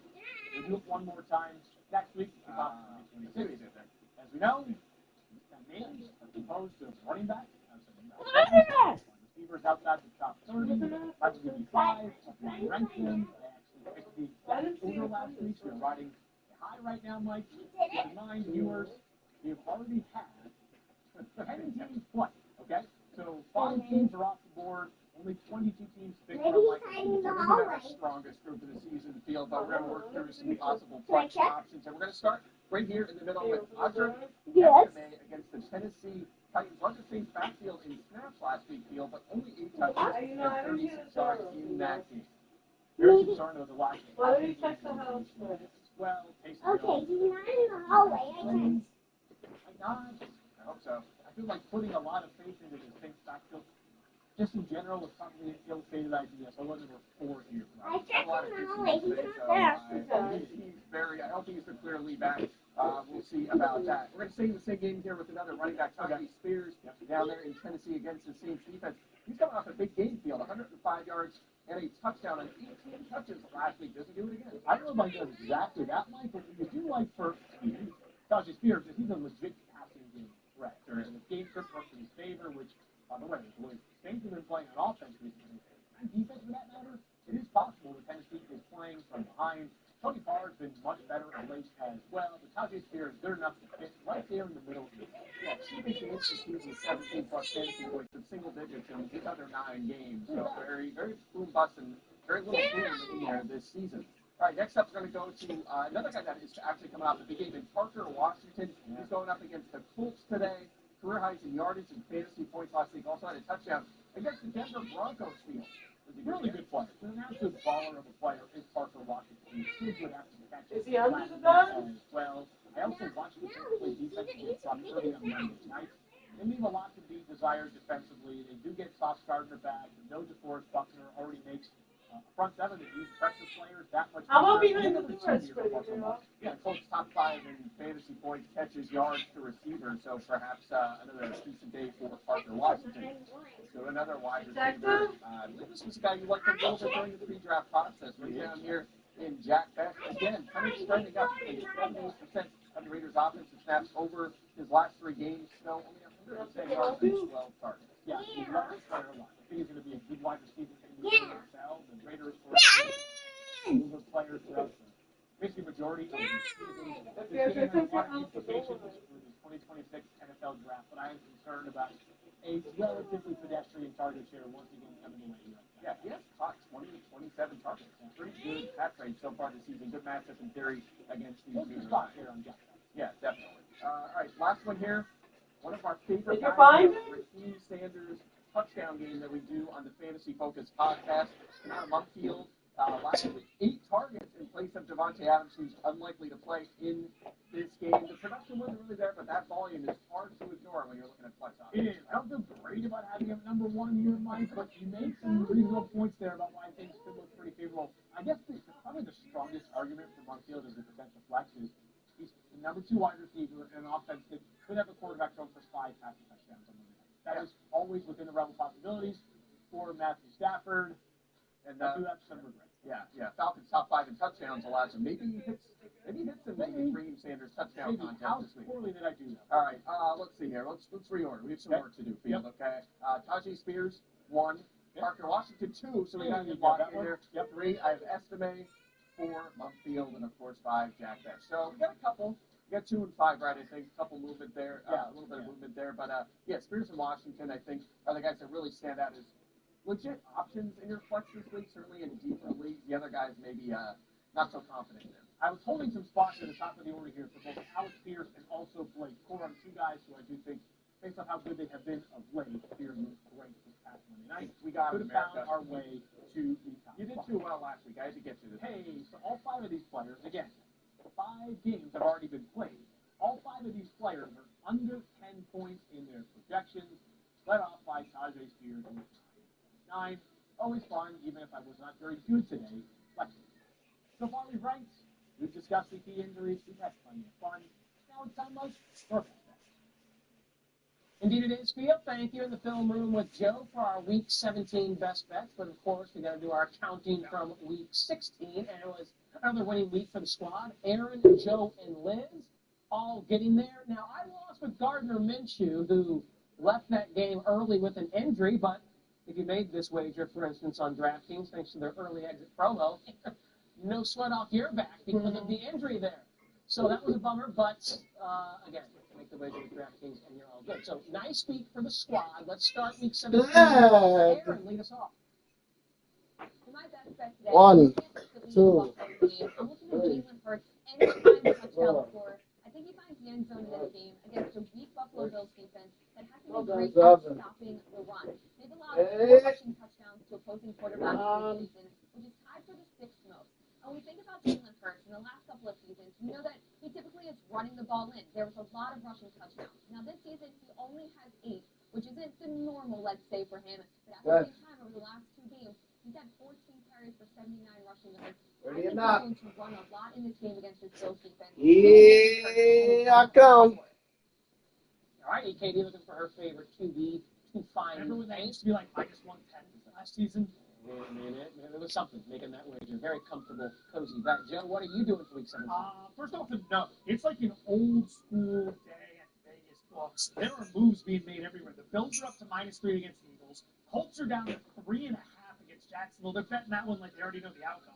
Panthers are down to 6.5 against Seattle. Giants up to -3 against the Raiders. So again, you don't see this like you did in the old. You used to see this in the old days. We haven't seen it a lot this season. I'm going to go with a total. We're going under 41.5 in the matchup between the Raiders and the Giants.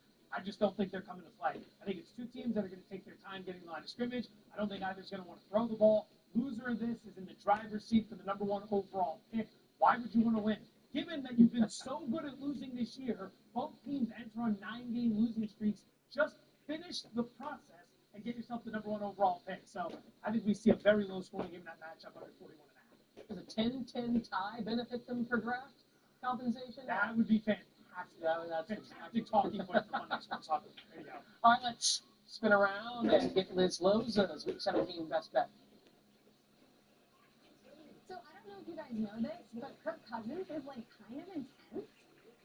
And while the Falcons have been eliminated from the postseason, my dude is still playing for a starting gig in 2026, and I expect that to bear out statistically in terms of pass attempts as well as interceptions. Cousins has gone over 34 pass attempts in 2 of his last 4 games. He's also thrown 4 INTs over his last 5 outings. Meanwhile, the Rams defense has invited the 6th most pass attempts over the last 4 weeks, while also registering 3 picks since week 14. I think Cousins is going to be chasing points. There's a lot of pressure. It's a prime-time game, so I am taking the over on 33.5 pass attempts, as well as at least 1 pick. I like that. I like that. For my Rams, I think that fits the script that I want to see them playing from ahead and Cousins having to chuck it. One of the games you mentioned that saw some movement is where I'm going to get involved. Carolina Panthers. I'm locking in at +7 because when I sent this in, they were a 7-point home dog. It's now 6.5. I think you can still play that, buy the hook if you want, or play the Panthers money line. Joe, the Panthers have played 6 games at home this season where they have been the underdog. Not surprising, they weren't expecting to be a very good team. How many of those games do you think they've won outright? Not just covered, but won outright as a home dog this year? 5. Ooh, they have won 5 games outright as a home dog. And this is not the easiest situation for the Seahawks. I know they have the mini bye after it last played on Thursday, but it's a 1 p.m. Eastern, 10 a.m. Pacific start time on their clock as they travel all the way across the country to Charlotte to take on a Panthers team again. When they are favored, bet against them. When they are an underdog, bet on them, and you can even sprinkle some on the money line. Wouldn't be shocked. They pulled us crazy. They have something to play for. Well, a few games, but they have something to play for. How bad they are as a favorite, how good they are. I think they've lost 13 games in a row as a favorite. Outright, they've lost in 13 in a row. Crazy. All right, good luck with your best bets ahead on fantasy football now. The race for the red zone comes down to week 17. I mean, this is good stuff. 10 questions to glory. Our answers are next. Stay with us to wrap it up.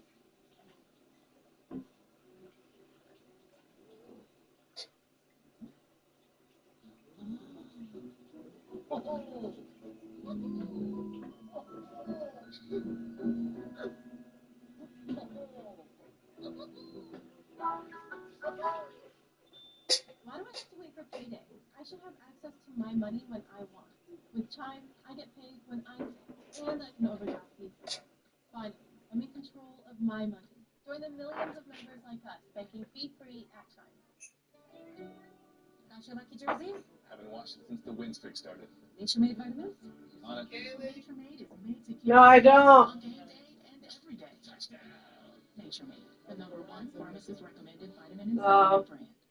You want some traps? Need to stay mobile? You need CopperFit Rapid Relief, the revolutionary line of hot and cold Are you gonna have pancakes? You recover no matter where it hurts. A breakthrough adjustable design with a soft gel packed insert in a lightweight copper infused wrap for targeted hot or cold pain relieving therapy of sore muscles and achy joints. If it hurts, Fluffy?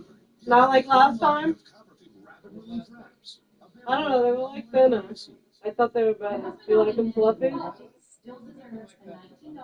However they come out, they come out. Will scrub everything from the toilet to your stovetop.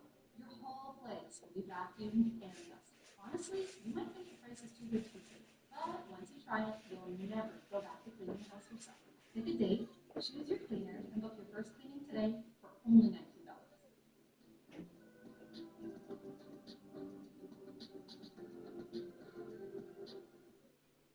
Emmett Smith has Geico like a regular person, so we had one translate. All routine was getting stale. His last insurance company wasn't doing it for him. So, this box had to try. He switched to Geico. He saved hundreds of dollars by switching. It feels good to Geico. When investing leads to questions, JP Morgan Wealth Management has powerful tools, research from expert analysts, and a single view of your banking and investing accounts right in the Chase mobile app. When you want to take control of your financial future, the answer is JP Morgan Wealth Management. In HR, you need something more than doable. You need something powerful, scalable, customizable, all on a platform that's easy to use on everything HRable. Because when you need more than doable, that's Bangalore. Amica Insurance is proudly customer-owned. We know what keeps you going, and we work harder to protect it. Visit amica.com today.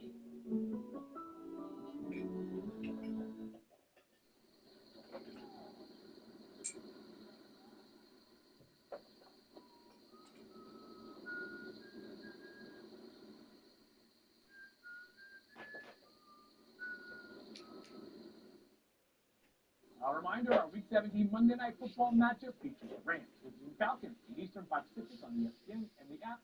Monday Night Countdown starts early at 5:30 Eastern. And remember, Monday Night Football Playbook. That's Dan Orlovsky, Luke Kuechly, and somehow me, right here on ESPN2. Now time for a look back at all the fun we had today here up there. I was going to come in here aggressive and come at you hard, but, we played Daniel last week, and he's not here. I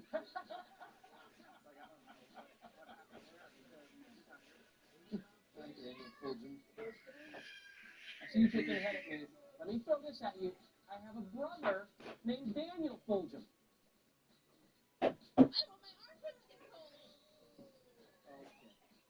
Everybody was worried it was an Achilles injury. Thankfully, not that. It was a calf strain. We sometimes call this the middle-aged man injury. As a person who recently went to a calf strain, I'm like, what? It's a funny attack.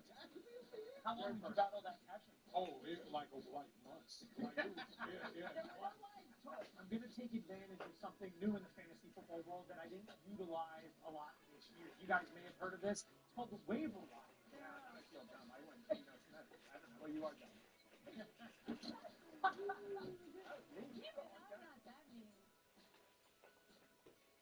Funny, where did Bad Rainbows go? Oh gosh, I should be able to figure this out. It's a Mike Clay dad joke, and I have no idea where I'm going. Prisons. That's a good one. Don't worry though, it's a light sentence. Okay, the follow. Second level to it. Okay. It gives them time to reflect. Okay. So good. All right, time for Red Zone. And check this out. The final week is upon us. The leaderboard is something else. Tyler and Mike tied at 91 points. Daniel just a game back at 90. Joe and I are also within 2 at 89. Damian's lurking at 86. Stefania giving us a break because she dominates everything else. Here we go. We got 10 questions. We got to live over. Well, it's the truth. I mean, it's the truth. Here we go. We're going to go in the usual order.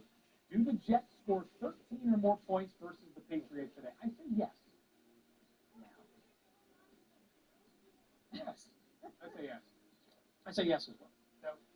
So, who attempts more passes, Jacoby Brissett or Joe Burrow? Brissett. Brissett. He agrees. Jacoby Brissett as well. Well, get the heck out of here. No. He's wrapping me up. I want to be wrapped up. No. I'll go no. He's wrapping me up. Yes. Oh, oh,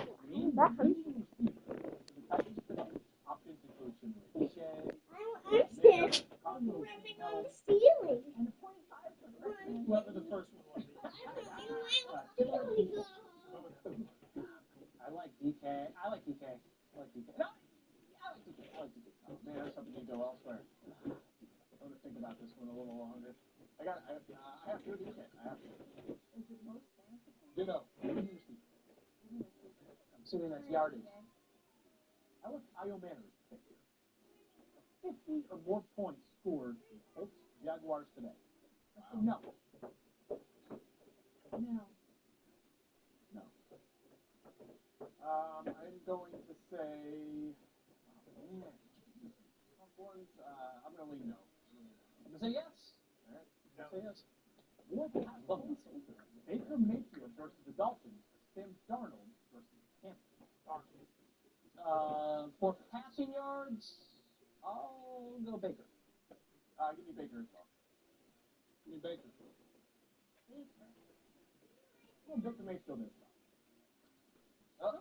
Uh-oh. It's a tough job looking that good and hosting. Are there more touchdowns or field goals scored in Giants? That's a really good question. Support and Bob special here. Field goals. I got scared, huh? All right.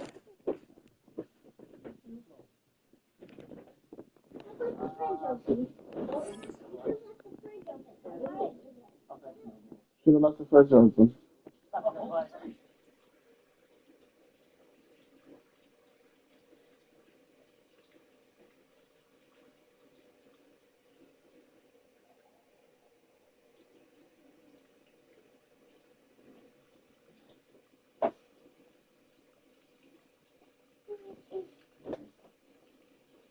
Is it football time? Yeah, it is. Yes, it is. Candy. I hate football. Yes, it is. I hate this time. Why can't you play with me? Why can't you just not keep playing with me just a tiny bit? A little bit. Please. I won't ask after that. I promise.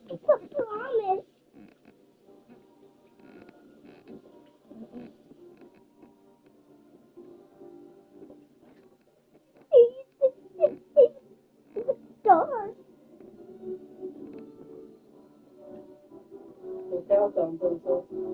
I know.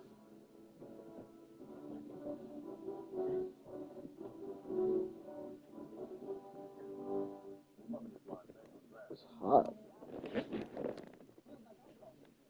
Yes. Stop.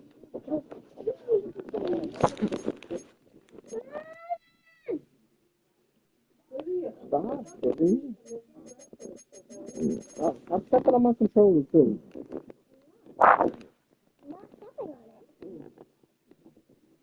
I'm not stepping on the controller.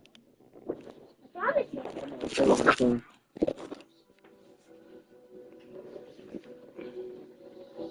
While you're doing that, can I? In a few minutes. Okay. A few minutes.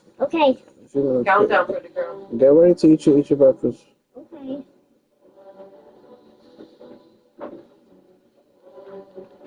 10, 9, 8, 7, 6, 5, 4, 3, 2, 1, 0. Why you keep hitting me?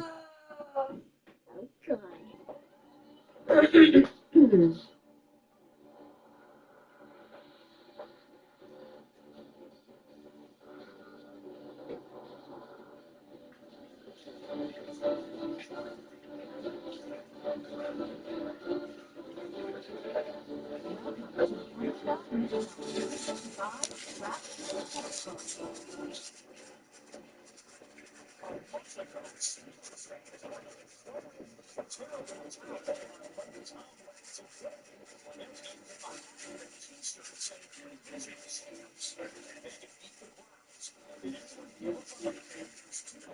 Let's show Steelers, and I chose the Steelers to win. You did? Yeah. Take the AFC East this afternoon. Could he make a closing MVP argument? Yes, they and he may. And Trevor Lawrence playing his best ball as a pro. Jacksonville has won 6 in a row. Jags closing in on a potential division championship. Oh, it is winning time in the NFL, and it's time for the best time of the week. Hi, everyone. Season's Yeah, look who's calling you. NFL Red Zone. Scott Hansen with you. Should I tell everybody because to get us lunch? I guess so. And the second to last Sunday of this regular season. As we start the day today, 12 of the 14 Grandpa. spots have already been locked up, but several Hold on. division championships and playoff seeding Hold on. is still wide open. How are you? The AFC Can you just get us lunch? Say hi, Katie. She couldn't hear you. You in my headphones. Yeah, Mama, I'll get you chicken nuggets. Get me. No, get me the chicken tenders. Okay, I'll get you the chicken tenders. McDonald's. You guys want something? But that's McDonald's. So I want McDonald's. Guys, do you Okay, want Mommy, I anything? got you. No, I'm good. I don't want nothing. Mom, Okay, do you want? I'll get you the chicken tenders.